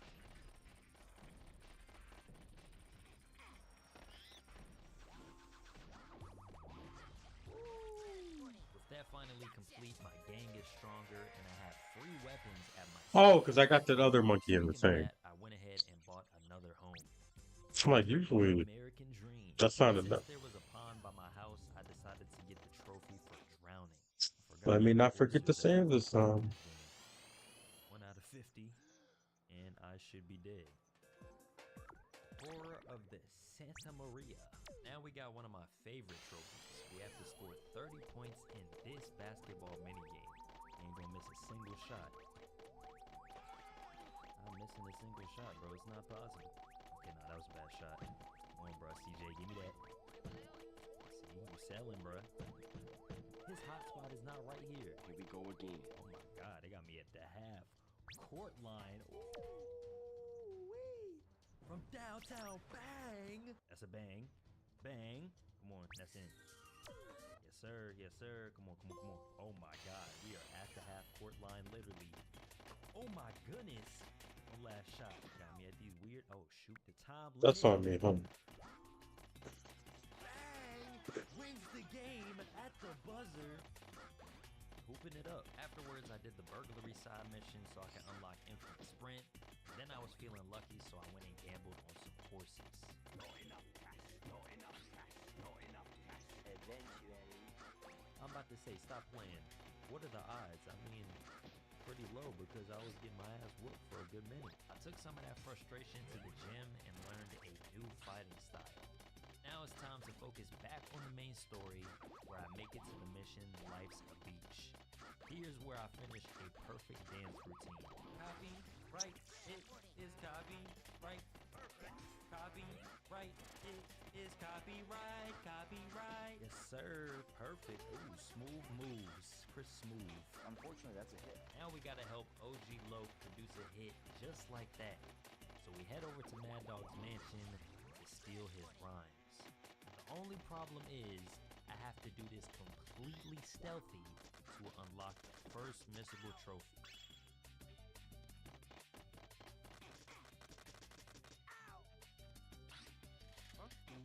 You got me. Here we go. The guard is coming. Oh lord. That's another one. How? Maybe I stick to this wall. Bruh. I beg your pardon. Alright, we just had to hug the wall. That was it. Alright, take care of him. Take care of him. taken out. Silence guns. Okay, I gotta just kill this guy right here. Alright, we got a suppressed gun. One last guard. We can't mess this up. There's no way. Here we go. Should be 100% stealth. Assassin. As we continue the story, we end up saving a girl from a burning building. This will be the first girlfriend we need for a future trophy. Treat me nice. See me again. See you soon, I hope. And of course, we have the big betrayal of Big Smoke and Ryder. Same things make us laugh, make us cry. All dressed up for San Fierro, complete the Green Saber. Things are going pretty well for you, Carl. As soon as I got to San Fierro, I took all 50 screenshots. 50 out of 50, all snapshots taken, $100,000 plus. After that, I learned another fighting style and got a new girlfriend. Hey, I'm Katie. You wanna go out sometime? Another one. And now we have to finish driving school. Oh Lord. Here we go. Come on. Bang. What? Yeah, driving school was painful, but we eventually did it. Is that it? School's out. Driving school has been complete, and it wouldn't be the definitive edition without some crazy glitches. What in the world? What? What is going on? Nah, this game is crazy. Anyway, Oh my god, this wind is bothering the fuck out of me. trophy. We have to find Mike Torino at the airport without any hints. Since I've played this game before, it was pretty easy. Who needs directions? As we progress through San Fierro, we work for Uzi. You do know that I'm black, right? I'm blind, Carl, not stupid. We take out Ryder.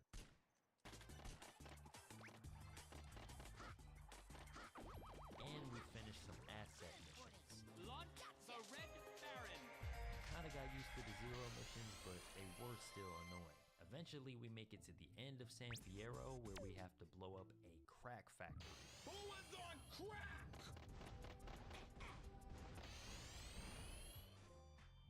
What happens in Los Venturas stays in Los Venturas. Before moving on, I decided to collect all the oysters on the map.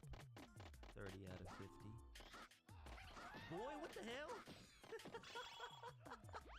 Oh. And 50 out of 50. All oysters found. And since we unlocked the last section of the map, I can easily finish the vigilante missions. Alright, so we're at Area 69. The Rhino tank is right there. Woo! Open the tank, bring it back to the airstrip. Just like that, I'm free to start running through these levels. Oh, come on, don't tell me it's gonna do this thing where it's not gonna spawn the next person. So that glitch still exists, but I tried again and I finally reached level 12. Ooh boy, they sent everybody and their mama, but guess what? It's over. Vigilante mission 12 complete. Your max body armor increased to 150%. After a few more main missions, I was finally able to go for a 6-star wanted level. Ow. I hit him right on this. Oh my god, stop. Number 1, and the chaos didn't stop there. The last missile Oh my god, this is annoying. into Area 69 without setting off any alarms.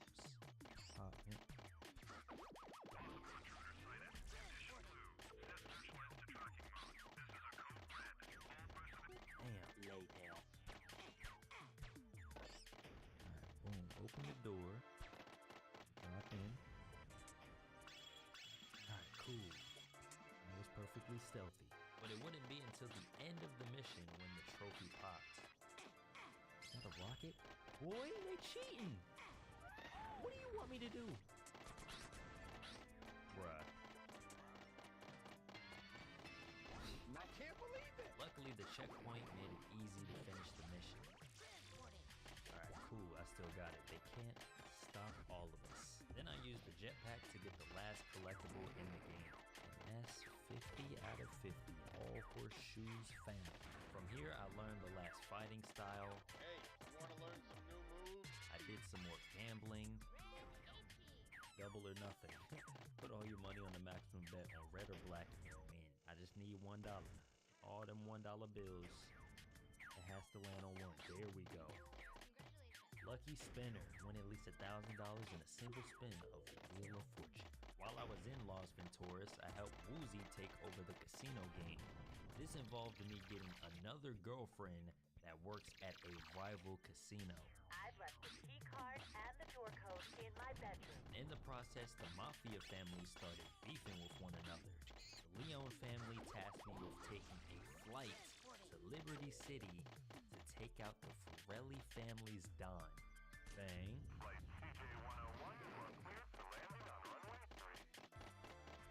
Liberty City, state of mind. Eventually, we betrayed Leon by robbing his casino and taking over Las Venturas. Now it's time to go home and finish things off. Mansion, sweet. Work. I need to go check on things in the hood. You don't want to be in the hood? No. That's exactly where I want to be. After getting Sweet out of jail, we check in with Grove Street, and things aren't the same. Gang members are on crack, and we have to clean things up. One by one, we start taking over territories to get back in the game. Original gangster, reach maximum respect. I wasn't even going for that trophy. Once I claimed enough territories, it was time to go after Big Smoke. We pull up to his crack fortress and fight through waves of enemies until we reach the top floor. Hey, CJ, I was wondering when you'd show up. I'm here to take care of your fat ass. Then I'm gonna take care of your friends in the police department. I guess we better do this shit. Who's like family, homie? Big Smoke! With Big Smoke down, Tenpenny pulls up. He has us load up a briefcase with Big Smoke's money, and afterwards he tries to kill us. Wait! What? He takes a fire truck around the city until we finally run him off the road. Officer down, come on! Hey! See you around, officer. And now that we finished up the main story, we can clean up some random trophies and finish the 100% completion grind. The next trophy I unlocked was for having max sex appeal. Yep, there you go, chick magnet. Then I got 3 more girlfriends and took them all on dates. Alright, so this should be the last date we need for the trophy. Not a player. And as I was doing that, I was putting on weight for the next trophy. I had 2 number 9s. Man, we took Big Smoke's place. Look at this, we a big body now. Oh wow. Immediately after, You're so lucky I can't stay around this corner like I need to. biking skill. Maxed it out and I completed the BMX challenge. Can I get both of these at the same time? Nope. Come on, that would have been perfect. Mission pass. 120 biker. I decided to hit the shooting range next to do the challenge required for 100%. The shotgun challenge here had a crazy difficulty spike. I'm getting cooked. I went ahead and lowered my sensitivity and I got it on the next try. I then realized I still needed to max out some of my weapon skills for a trophy. I'm about to say Swiss Army strength. Next up, I had to find 30 specific cars and bring them back to this shit. This took me 3 hours, but we finally got it done. That should be it. A legitimate business. All vehicles collected. And now I have to finish up what's left of the 100% grind. Now, most of these were just time consuming, but others were super painful. Gotta go all the way up there? Yeah, alright. So far, so good, though. Probably just jinxed it. Look at this. Look at this. Look, bro. Was that necessary? Oh wow. Bruh, are you serious? I'm about to enter from like this. This is annoying. Thank you. Yeah, flip his vehicle. Flip his vehicle. Yeah, dumbass. Run into the pole. That man just teleported. Nope. Oh my god, that was annoying. To make it worse, we have the quarry missions. God dang, bruh. Are you serious? I'm tired of suffering. Eventually, I got through all the annoying and tedious tasks. You said All I had tedious? left was this race. Nah, this disrespectful, bro. I just overlapped the entire course. That should be it. 100% achieved, remastered, stats and cash have been boosted, and Rhino and Hydra have delivered at CJ's house on Grove Street. How my respect went out. If 100% obtained, I still needed to unlock 2 more trophies. The next one was for taking over every territory in Los Santos. And since I unlocked the tank, this was very easy. Mink. I think this is the last territory. Grove Street runs Los Santos. Oh my god, they keep spawning right in front of me. I'm spawn trapping right now. Oh, that's it? So the only thing left is starting a new game after getting 100% on a save file. Here we go again. Ladies and gentlemen, first platinum of the video. I ain't no buster. GTA San Andreas. Pretty easy to get that one. Now it's time for fresh out of jail. We play as Tommy Vercetti. We're sent down south to join the highly profitable drug game.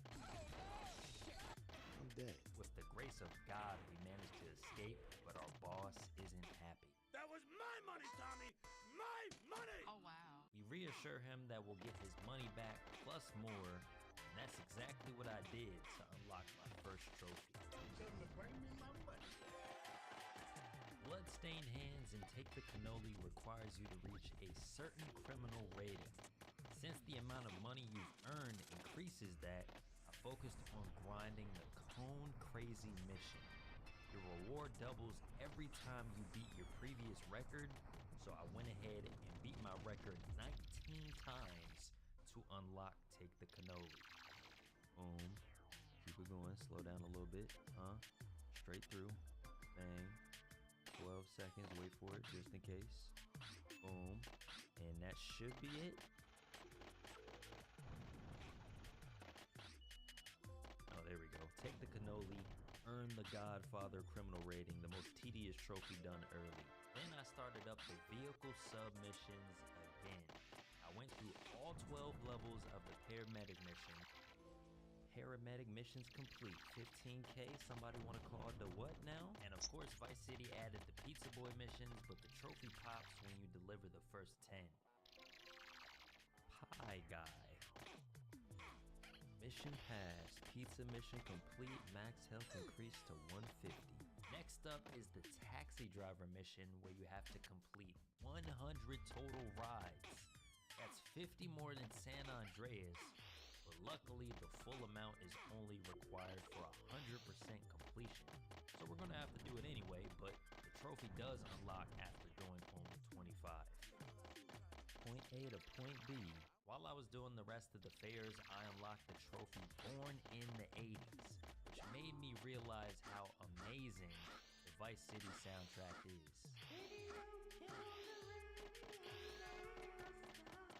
That's cool, motherfucking boss! There we go. Born in the 80s. Listen to all music stations at least once. Later. Finally complete. All taxis have a boost jump. Just press L3.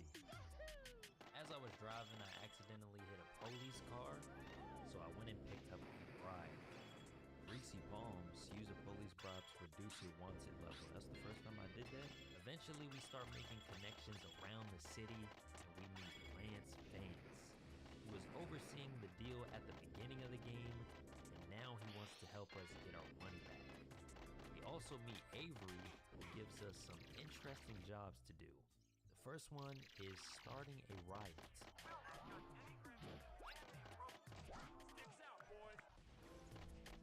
Legal counsel. Complete the riot mission. Oh my god, look at this, bruh. The next job has us kill someone on a golf course. To get our first missable trophy, we have to kill him with a golf club. Yeah, that's a different one. Get up out of there. Smack that man. Ooh, I just got a quadra kill. Irony. Right after that, Avery wanted me to blow up a construction Jesus. site. We take control of an RC helicopter, but instead of planting the bombs right away, I decided to kill all the people there for a missable trophy. That's 5. Chopper it up. Okay, so we did it. Even though we didn't kill everybody, but I mean, I'll still take the trophy. Kaboom! Nobody's reacting on the outside. Just normal day in Vice City. As I continue through the story, I start working for Diaz, Vice City's biggest drug dealer. You work for me now. Alright, well, shut up. After doing some missions for him, the second part of the map opened up. So I started doing the fire truck missions for my next trophy. A moving, burning vehicle? Shit, they ain't do that in San Andreas. They wildin', bro. My fault. High quality H2O. Extinguish 10 fires. But it's over. Fire truck mission level 12 complete. Fully fireproof. Then I collected all the hidden packages, and luckily this is the only collectible in this game. City Sleuth.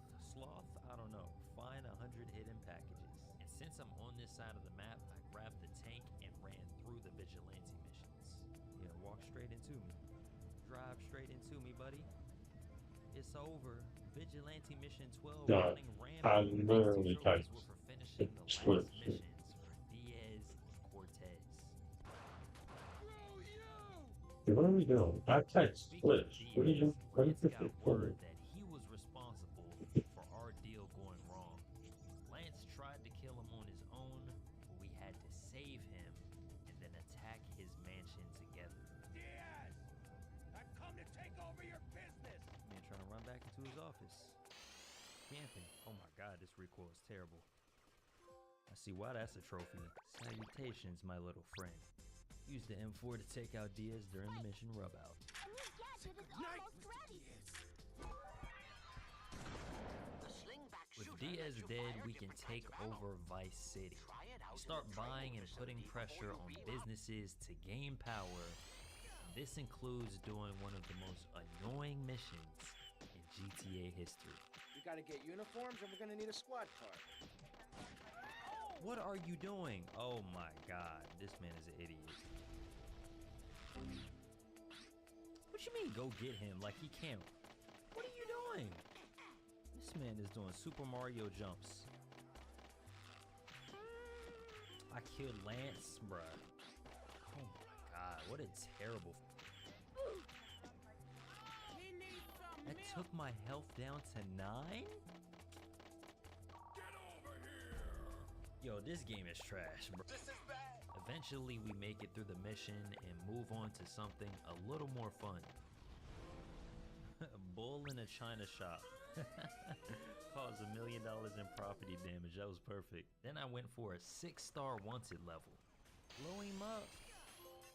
Catch me if you can. That's the 6-star wanted level. Next trophy I got was for helping out a biker gang. And I also got a trophy for helping out a rock band. Chauffeur. With all this money I got, I finally decided to buy more properties. What's your goddamn name, kid? Versetti. Tommy Versetti. Vice City Mogul owned 10 properties. Then I had to help the Cubans beat the Haitians in a gang war. Tactical nuke! Incoming! Big heat from Little Havana. Before I could finish the story, I had to do the asset missions to unlock the ending. One of these missions unlocked the shooting range, which we need for 100% completion. Luckily, this shooting range was much easier because it only focuses on your accuracy. And since I have my control freaks, this was a breeze. 1, 2, 3, 4. This is fake. Bang, that's 46. With that complete, I can reload my weapons faster. And we're gonna need that for the next trophy because I have to answer every payphone to finish the assassination contracts. RPG! That was easy. Easy, gun for hire. From here, I start running through the rest of the asset missions, which are honestly some of the best missions in the game. This is a raid!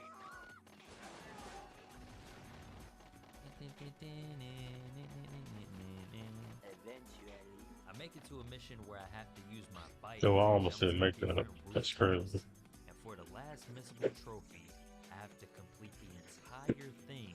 Oh, I'm sorry. I forgot falling. about that. Ooh, I don't like these camera angles. Am I making it? I can't see. Okay, not my first time. After finishing the asset missions, we get a call from Lance. Tommy, it's Lance. We got big problems. Come down here right away. It's your friends up north, Tommy. They ain't too happy you capped their man. They're coming down to see the business today. Our old boss is coming to collect his money, but we don't want to give up our spot. so we plan to give him fake money. Tommy! I trusted you, Tommy, and you disappointed me. But at least someone in your chicken shit organization knows how to do business. Isn't that right, Lance? Oh, wow. Lance sold us out, and now it's time to defend our mansion.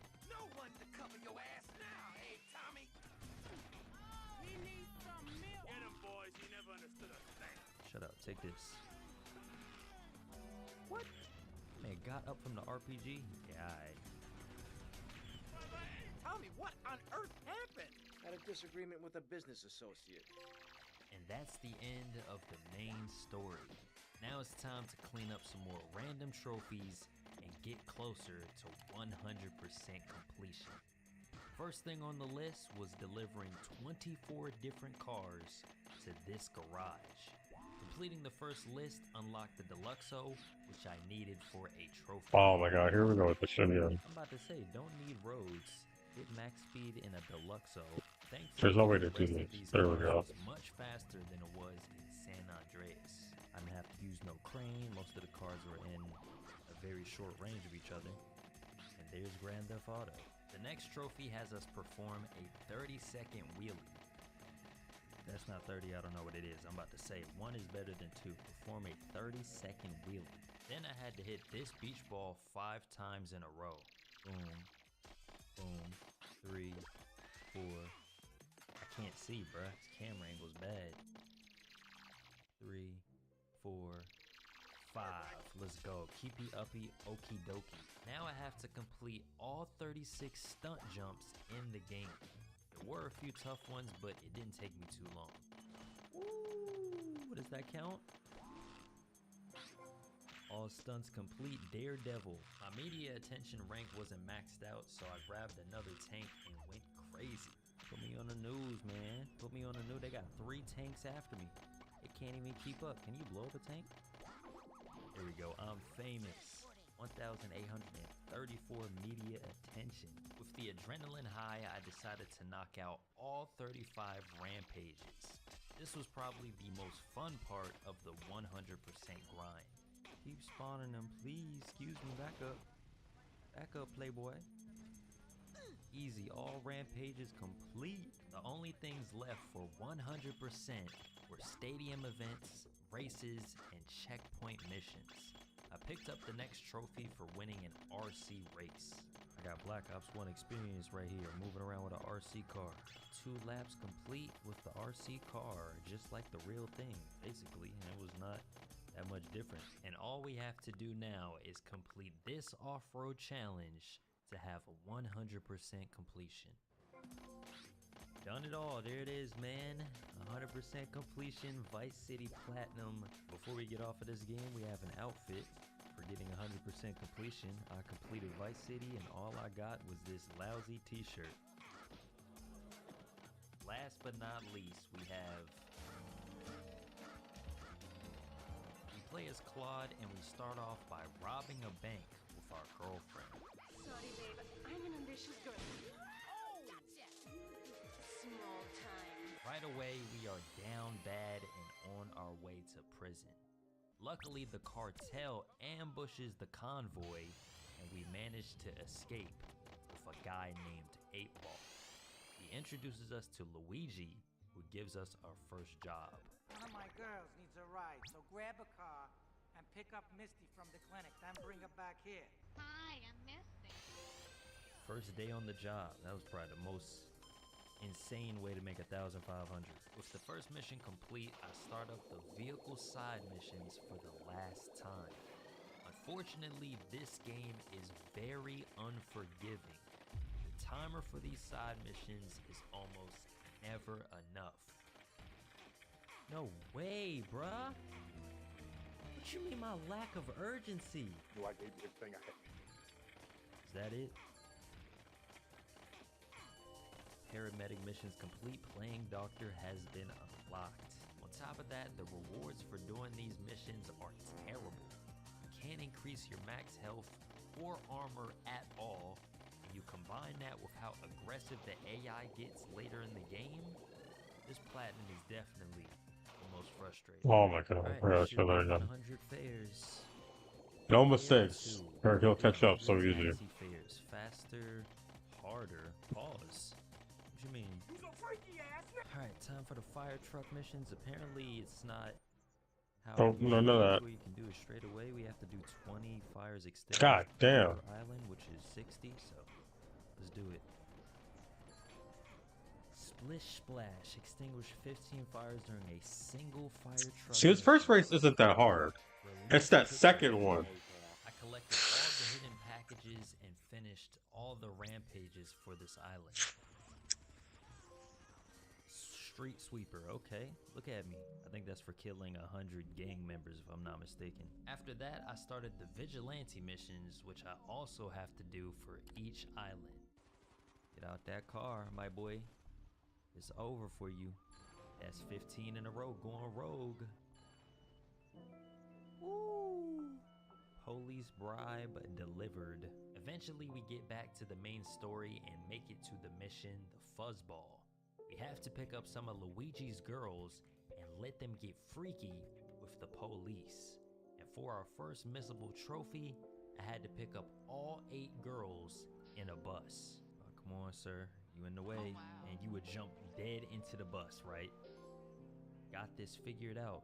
Use a coach to pick up all 8 Yamins in the mission, the Fuzzball. Why they falling out the bus like that? At this point, I started doing the payphone missions, and for the first one, I helped a factory owner kill his bank manager. Get your hands off me ass! It's already on? I heard ass. Take the car to the crusher and get rid of the evidence. Get out of the car in the crane. I must have saved that from the last time I tried. Disposing of the evidence. Because why would it use automatically? Let's go. The next 2 trophies are back-to-back missables. We end up meeting Joey through Misty, and he wants us to rig a car with a bomb. For the trophy, we can't crash the car. Does that count as damage? I don't think so. I hope not. Alright, arm the bomb and get up on out of there, baby. Eat until you explode. I never noticed the sign said that. That's ironic, because guess what? $10,000. Then we had to bait another person into a car bomb. Alright, let's arm the bomb. And now we approach from the opposite side. Oh, shoot. They just start busting immediately. Get in that car, my brother. Yes, sir. Pull off. Planned ahead of time, baby. Take out Chunky Lee Chong with a car-rigged bomb. Next up, we have our first race. We have to win in under 3 minutes for a trophy. Look at how much traffic is here, and you talking about race. They got the checkpoint in the middle of traffic. See, nah, this ain't it. Luckily, we dodge all this traffic to win the race. Then I finish up the rest of the payphone missions, and we get back to Joey.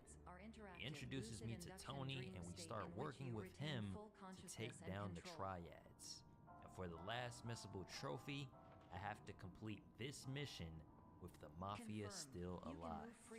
Hey. And listen to messages from your patient care Get in. Please note that I am the standard orientation Mob protocol, boss, there and we that go. my Nice voice and has been simple. Keep the explicitly 2 chosen Mafia to members remind you alive that I during am not a triads part and of your patient care tribulations. team. Triads and I do not tribulations. care. Eventually, we meet the real mob boss. I see nothing but good things for you, my boy. We drive his wife around, and he also has us follow a snitch. The snitch has been giving up info about the Mafia to the cartel. And to our surprise, our old girlfriend is a cartel leader. And with loyalty like yours, what has he possibly got to worry about? We kill the snitch and plan to blow up the cartel ship. Oh my god, this part is killing me every time. The cheese is so hard to get right. Car for him. But on my way there, his wife tells me that it's a setup. We meet up with her instead, and her Oh my god, can you just get to the right size? the island. On the new island, I grabbed all the hidden packages. What is and I even started going a on? Fire truck mission to I'm just complete gonna the say 20 no. fires needed No, for no. this island. Dirty money. Amass a fortune of $1 million. 20 fires. Let's go. Right hand man. Earn a criminal rating of 2,500. I don't even know what I did to do that, but okay. I was literally putting out fires. I guess being a firefighter is a bad thing, but next up I did the vigilante missions, the Police truck actually made this island easy to do, so that was good. And then of course we took care of the rampages, and by the end of the first one, I had low HP. So I let an NPC hit me to get under 10 health. All environments perceived during Liberty Islands City should minute, reflect survive a with less than typical 10 mental HP state. for If 1 you minute. believe your mental state was compromised by some Full hassle, artillery, please oh provide shoot, a that was the only comprehensive weapon I didn't rational use yet. explanation From in here, your I started working post-procedural with survey. Asuka, and Completed my first surveys job may be was to eligible for a assassinate gift the card. Don. Mink, you're done. And that's exactly how you get payback. After that, I did the payphone missions on the new island, and I worked for a Jamaican gang that eventually set me up.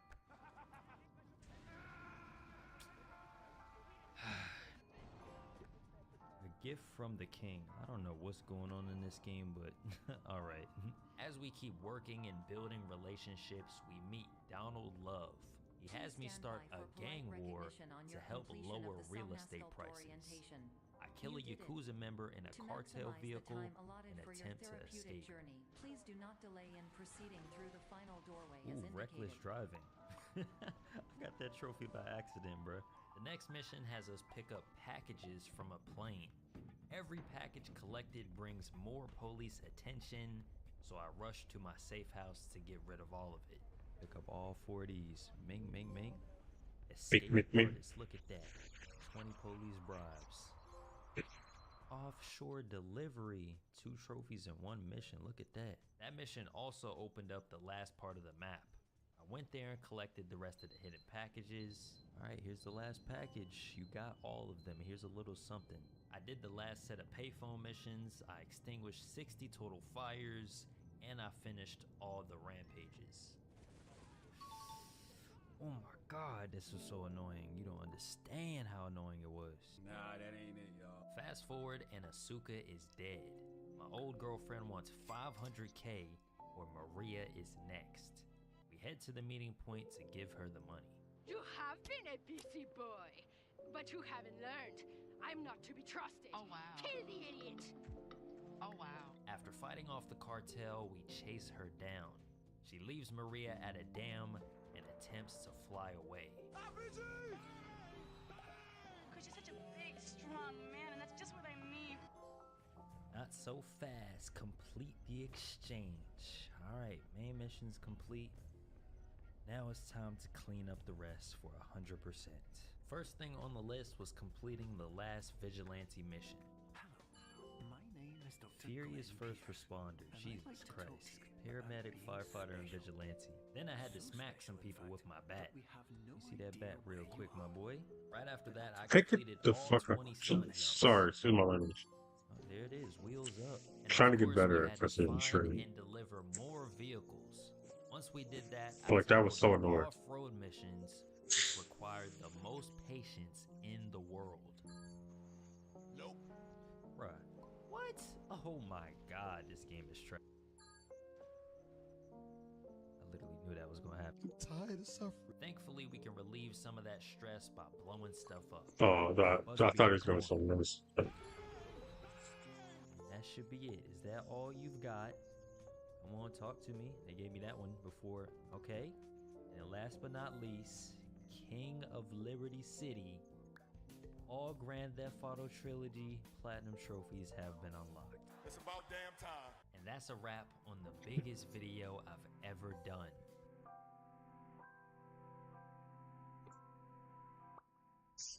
In 2007, there was one day that would shift the trajectory of music, marking a major shift in the artists that would come after, the sounds, the lyrical themes, and more. On this day, 2 albums would be released, going head-to-head, battling for the future of hip-hop. Those albums were Curtis by 50 Cent and Graduation by Kanye West. But was this all just a marketing ploy, or did this actually change music? Well, yes and yes. And there is one song on Graduation that encapsulates all of this perfectly. Not only the beef, however real or fake it might have been, but the shifting musical landscape and then the new era that came after. So today, we are diving into the song Good Life by Kanye West featuring T-Pain. We're gonna break apart the samples, the production method, see how there are many different versions of this song that have never been released. And this song is a perfect summary for this fake beef and also a brand new era of hip-hop. First, let's talk about what was at stake here. The beef, steak, come on! 50 Cent represented New York gangster hip-hop. Part of his story is that he was shot 9 times. But it's not just the image, but the sound too. Let's take a listen to In the Club.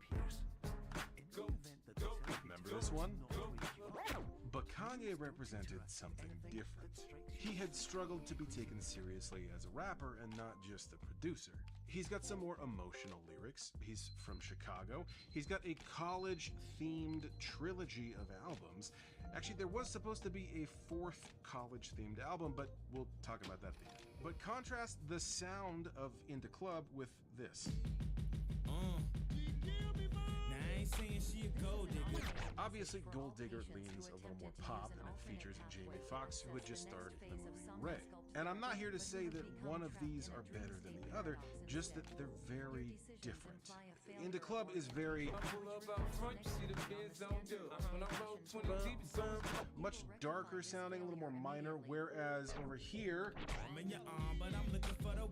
we have major chords going back and forth. And not only that, but lyrically speaking, Kanye is just a little more comical. He's telling a story about gold diggers, but then a lot of stuff in his verses is very funny. This, of course, is not to say that none of these elements that we're seeing with Kanye existed in hip-hop or in music in general before. It's just, as far as what the mainstream idea of what hip-hop is, we have a couple competing ideas. And on September 11th, 2007, both of these artists released a new album. 50 Cent with Curtis and Kanye with Graduation. This event was hyped up by the media. They did TV appearances together. They were on the cover of Rolling Stone with the title, "Who Will Be the Next King of Hip Hop?" 50 Cent said if Kanye sold more albums than he did, that he would retire. And spoiler alert, Kanye did outsell him and he did retire. But this represents a huge shift in hip-hop at the time. This is a shift away from this tougher gangster sound and closer to a softer polo-wearing sound. You know what I mean. And Graduation is a landmark album because of this battle. But there's one song on it, Good Life, that perfectly encapsulates this whole story. So production-wise on Graduation and the song Good Life specifically, there are a lot more synths in it. It was produced by Kanye and Toomp with additional synths by Mike Dean and additional drum programming by Timbaland. And there are many versions of Good Life that have never seen the light of day. But here's the final beat just as a reminder.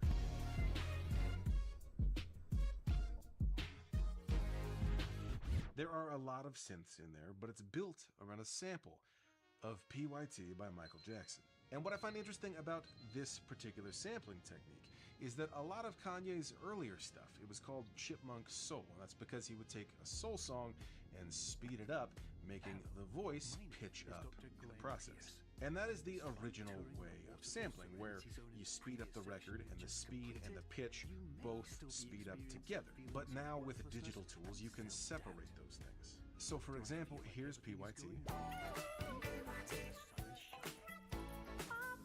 I don't know if you can hear that, but that voice in there, is already pitched up.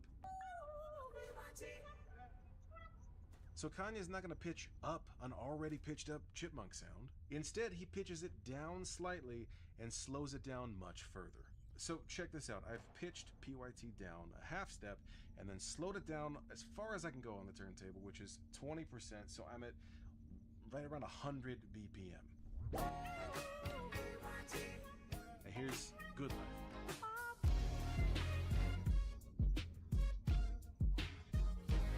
Good Life sits right around 85 BPM, so with these tools I have in front of me, I can't get to that tempo, but digitally you can stretch it even further. But really quickly, let me show you what this would sound like with the old school sampling technique. So by slowing it down, it's going to conversely also pitch it down. Here's what that sounds like. Compare that here. Doesn't quite sound right. Michael sounds unwell. This is a different approach for Kanye, not only sampling-wise, but also all of those synths in there.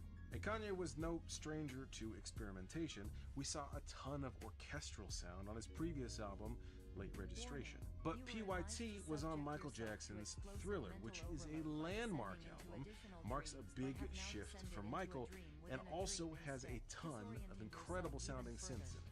So this is Kanye's Thriller moment.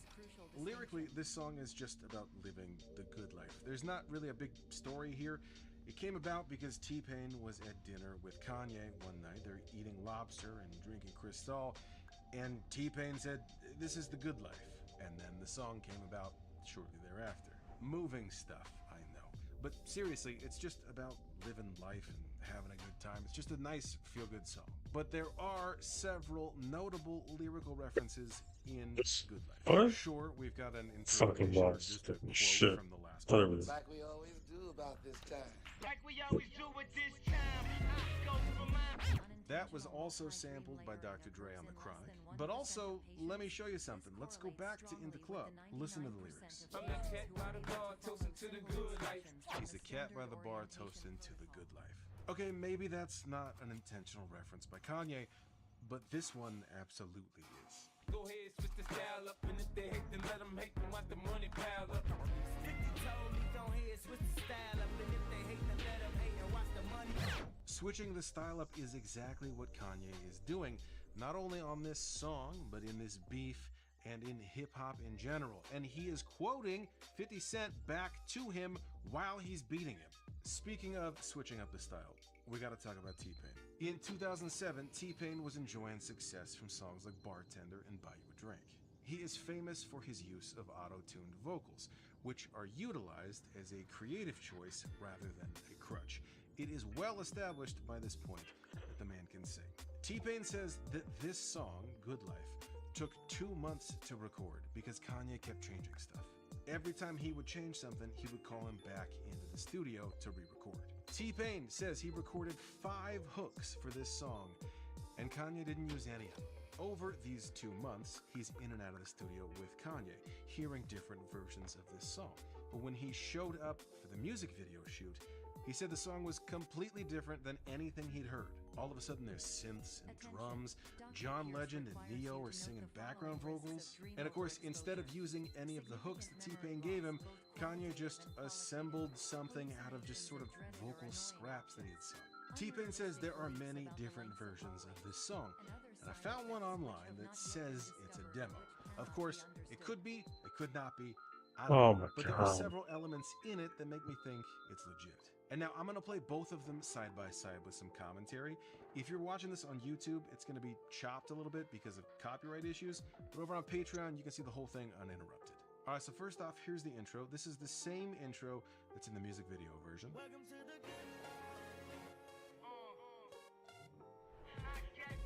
Drums sound a little different.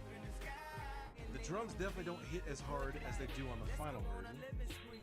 Right here.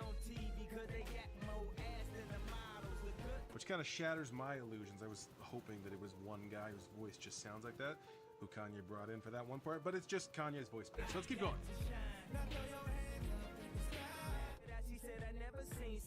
Again, here's the album. Everything that have any ease. So specifically, the line asked in the models, that's a pitched voice, Kanye's pitched voice, in the final version. But in this demo, we just hear Kanye say that. That's something that leads me to believe that this demo might be legit. Good Life is the perfect song, encapsulating the scene at the time as well as this beef, however real or fake it will be. We're going to get back to that in just a second. But this is Kanye's Thriller moment. He's introducing synths in there. He's got a lot more interesting production happening, and it's leaning away from that New York gangsta sound. And then while on tour for this album, the Glow in the Dark tour, Kanye performed without T-Pain and would sing this hook himself with live auto-tune. And Jeff Basker says that doing this is what inspired him to make his next album, 808s and Heartbreak. Originally, Kanye's 4th album was supposed to be called Good Ass Job. College Dropout, Late Registration, Graduation, Good Ass Job. But after a series of devastating life events, Kanye's plans changed, and he ended up releasing 808s and Heartbreak. This album continued further down the path that we see on Good Life, and that album paved the way for many other artists, including Travis Scott, Drake, Future, and many more. And it's not only that auto-tune sound, after all, T-Pain did it first, but it's the vibe shift, the vulnerability, the emotion. But was this Kanye and 50 Cent beef real at all? Well, yes and no. 50 revealed in his book Hustle Harder, Hustle Smarter that this started out as a marketing ploy. I pitched Kanye on the concept of each of us dropping the same day. Being an independent thinker himself, Kanye saw the value in my vision and agreed to move his release up. He understood we could collectively generate much more buzz by hyping our battle than being out on individual promo runs. The media loves a spectacle, and few things were more of a show than Kanye and me going head to head. We both played it for all it was worth, doing appearances together and adopting the role of two prize fighters before a big fight. To be clear, there was no actual beef between us. Kanye had never expressed any discomfort about the success I'd had, and I respected him as an artist. It was truly just a case of two That's crazy people hearing that being from 50 comfortable Cent. with the concept of competing against each other. So, yes, it was a marketing ploy. That's crazy hearing that from Both 50 of their Cent. labels That's all were I'm saying. under Universal Music Group. 50 goes on to explain in the book that he was having tensions with his label, but even though Kanye technically won, 50 still sold a ton of albums. And this is hard to conceptualize now because we're in the streaming era, but Kanye sold almost 1 million albums in the first week. 50 Cent, by comparison, almost 700,000. So sure, Kanye won. But they really both won. They sold almost 1.7 million albums in a week. And of course, that's the point of the marketing. But the side effect was, with an album as incredible as Graduation is, as creative as it is, but it still has mass appeal to it, that was destined to change everything. This album set Kanye on a new path, hip-hop on a new path, and opened doors for not only him, but so many artists that came after. In the case of Good Life, Kanye did clear this Michael Jackson sample, and in fact, James Ingram, the primary writer of this song, said that he liked it, and it was such a short snippet of the song that if it was up to just him, he would have cleared it for free. But there's another Kanye song with a sample that he couldn't clear, and very last minute, he had to scramble to figure something out. This is a story of Kanye, Lauryn Hill, one guitar player, frantically trying to find the right nylon string guitar sound because the album is due any moment. And that story is all right here. Or no.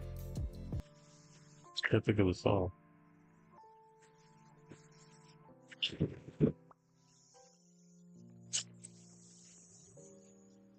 Enter the Gungeon is one of those games that doesn't exactly spell everything out for you.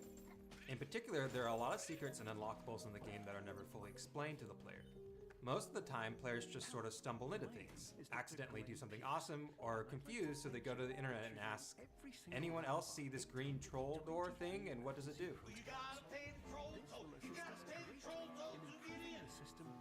Well, this video is aimed at those folks who come to the internet looking for a little bit of help. I plan on talking about all the major secrets and unlockables in the Gungeon. There are a lot of them, so to try and bring some order to the chaos, I'll put them in 4 distinct categories. First will be the secret floors of the Gungeon. Secondly, we'll look at the unlockable NPCs and modes. Thirdly, we'll look at the secret Gungeoneers to play. And lastly, we'll look at the miscellaneous secrets of the Gungeon that don't quite fit into the other previously mentioned categories. With that framework, let's not dilly-dally and get going by talking about the secret floors and enter the Gungeon.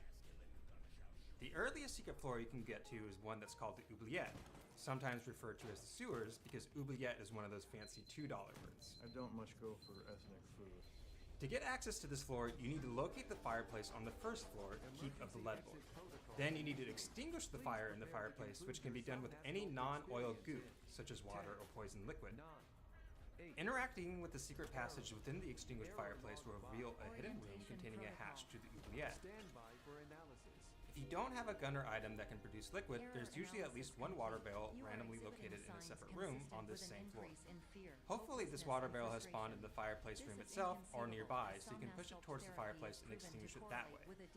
Also, the Robot Gungeoneer, which we'll talk about later in this video, has the starter item Coolant Leak, which can be an easy method of extinguishing the fire in the fireplace. Either way, finding the room containing the hatch to the sewers is only part of the process. Afterwards, you need to have at least 2 keys to unlock the hatch and gain access to the sewers.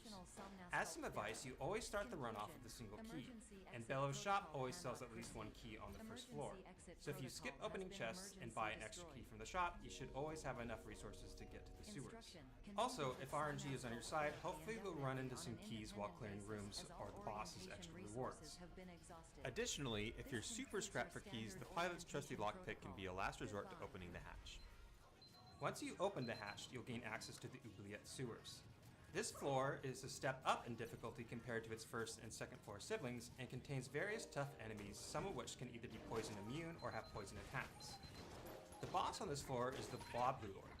It has a variety of different attacks, such as shooting rings of bullets outwards, spraying a stream of bullets, a random spray of bullets, and my least favorite is the one where he splits into a bunch of bouncing blobs, during which he's untargetable. Eventually, the bouncing blobs will reconverge and reform the blob. Eventually. Putting the particulars of this boss aside though, hidden on this Oubliette floor is an item which is required to get access to the next hidden floor that we want to talk about, which is the Abbey of the True Gun. In order to get access to the Abbey, you need to look for a special room in the sewers that contains an item called the Old Crest. Once found, sometimes behind a locked door, the Old Crest grants a piece of armor and will be destroyed if the player ever takes damage. Sure.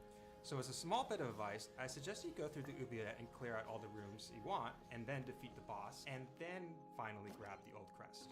This way, you're guaranteeing that when you leave the sewers, the Old Crest is still intact. Once you leave the sewers, you'll end up on the second floor of the dungeon proper. Thank you for completing this. On this floor, you need to navigate through without taking any damage till you find the altar room. As a reminder, if you do take damage, the crest will be destroyed and you will no longer have the ability to access the Abbey. The altar room looks like a long horizontal room with statues of bullet warriors. Once you find it, place the Old Crest on the mantle on top of the room to reveal a passage into our next secret hidden floor, Abbey of the True Gun. This secret floor is also pretty tough compared to its sibling floors, and you can not only, like the sewers, expect a difficulty spike on this floor, but the boss on this floor is honestly one of the most challenging the Gungeon has to offer, and it's one that I personally struggle with to this day. The boss on this floor is known as the Old King and looks a lot like the Bullet King boss you may be familiar with from the first floor. Most of his attack patterns are like the Bullet King, except everything is way harder. In particular, some of his attacks, like this ring of bullets that chase the player around, are always jammed bullet attacks. So if you get hit, you lose 2 points of health instead of the normal 1. It's honestly pretty freaking hard, so only go to this floor if you're willing to accept the challenge. Once you defeat the Old King though, you'll get the locked synergy chest on top of the normal items that randomly spawn after defeating a boss. The next hidden floor I'll talk about is probably the most complicated to explain and how to get to and how to navigate. Complicated or not, and whether we love it or not, the next hidden floor is known as the Resourceful Rat's Lair. In order to get to it, you first need to obtain the Nod Key, which you can get or steal from the shop on the second floor, the Gungeon proper. It costs a total of 1,000 shell casing, which can be given over a course of multiple runs. After it has been purchased once, it is always available for subsequent runs for 115 shell case currency. Once you get the Nod Key on the second floor, you need to take it to the third floor, the Black Powder Mines, and explore that floor till you find a room that has a handful of rats running around. Once you've found this room, you'll need to reveal the locked trapdoor located here, which is hidden by some dust on the floor. Walking on the respective areas enough times will clear the dust and expose the door. After finding and unlocking the trapdoor, you can go down it to find a single minecart on a track. Ride that minecart to the end of the tracks, then use a blank to reveal a secret passage. Dodge roll out of the cart and into the secret passage and walk down the passage to the end where you need to use I keep forgetting that. the second secret wall and continue down that passage to the I secret forget hatch. that every time now. This hatch has a rat lock on it, and you'll need to use the Nod Key that you've purchased or stolen on the prior floor to open this last hatch and finally gain access to the Resourceful Rat's Lair. Entering the lair for the first time will unlock the weird egg item. Now, the No, why Resourceful did I get Rat's through Lair that needs a faster little that more time? isolation than the previously mentioned secret floor. That's because this floor is not your typical chamber that has random layouts and a set amount of chest rooms and shops. Because I'm playing the Rat's Lair is PS5 a version. maze. A rat maze, if you will. The maze consists of an endless grid of squares filled with enemies. Each room has a door to the top, bottom, left, and right, or north, south, east, and west, depending on your opinion. I can't ever tell which way is north on a map.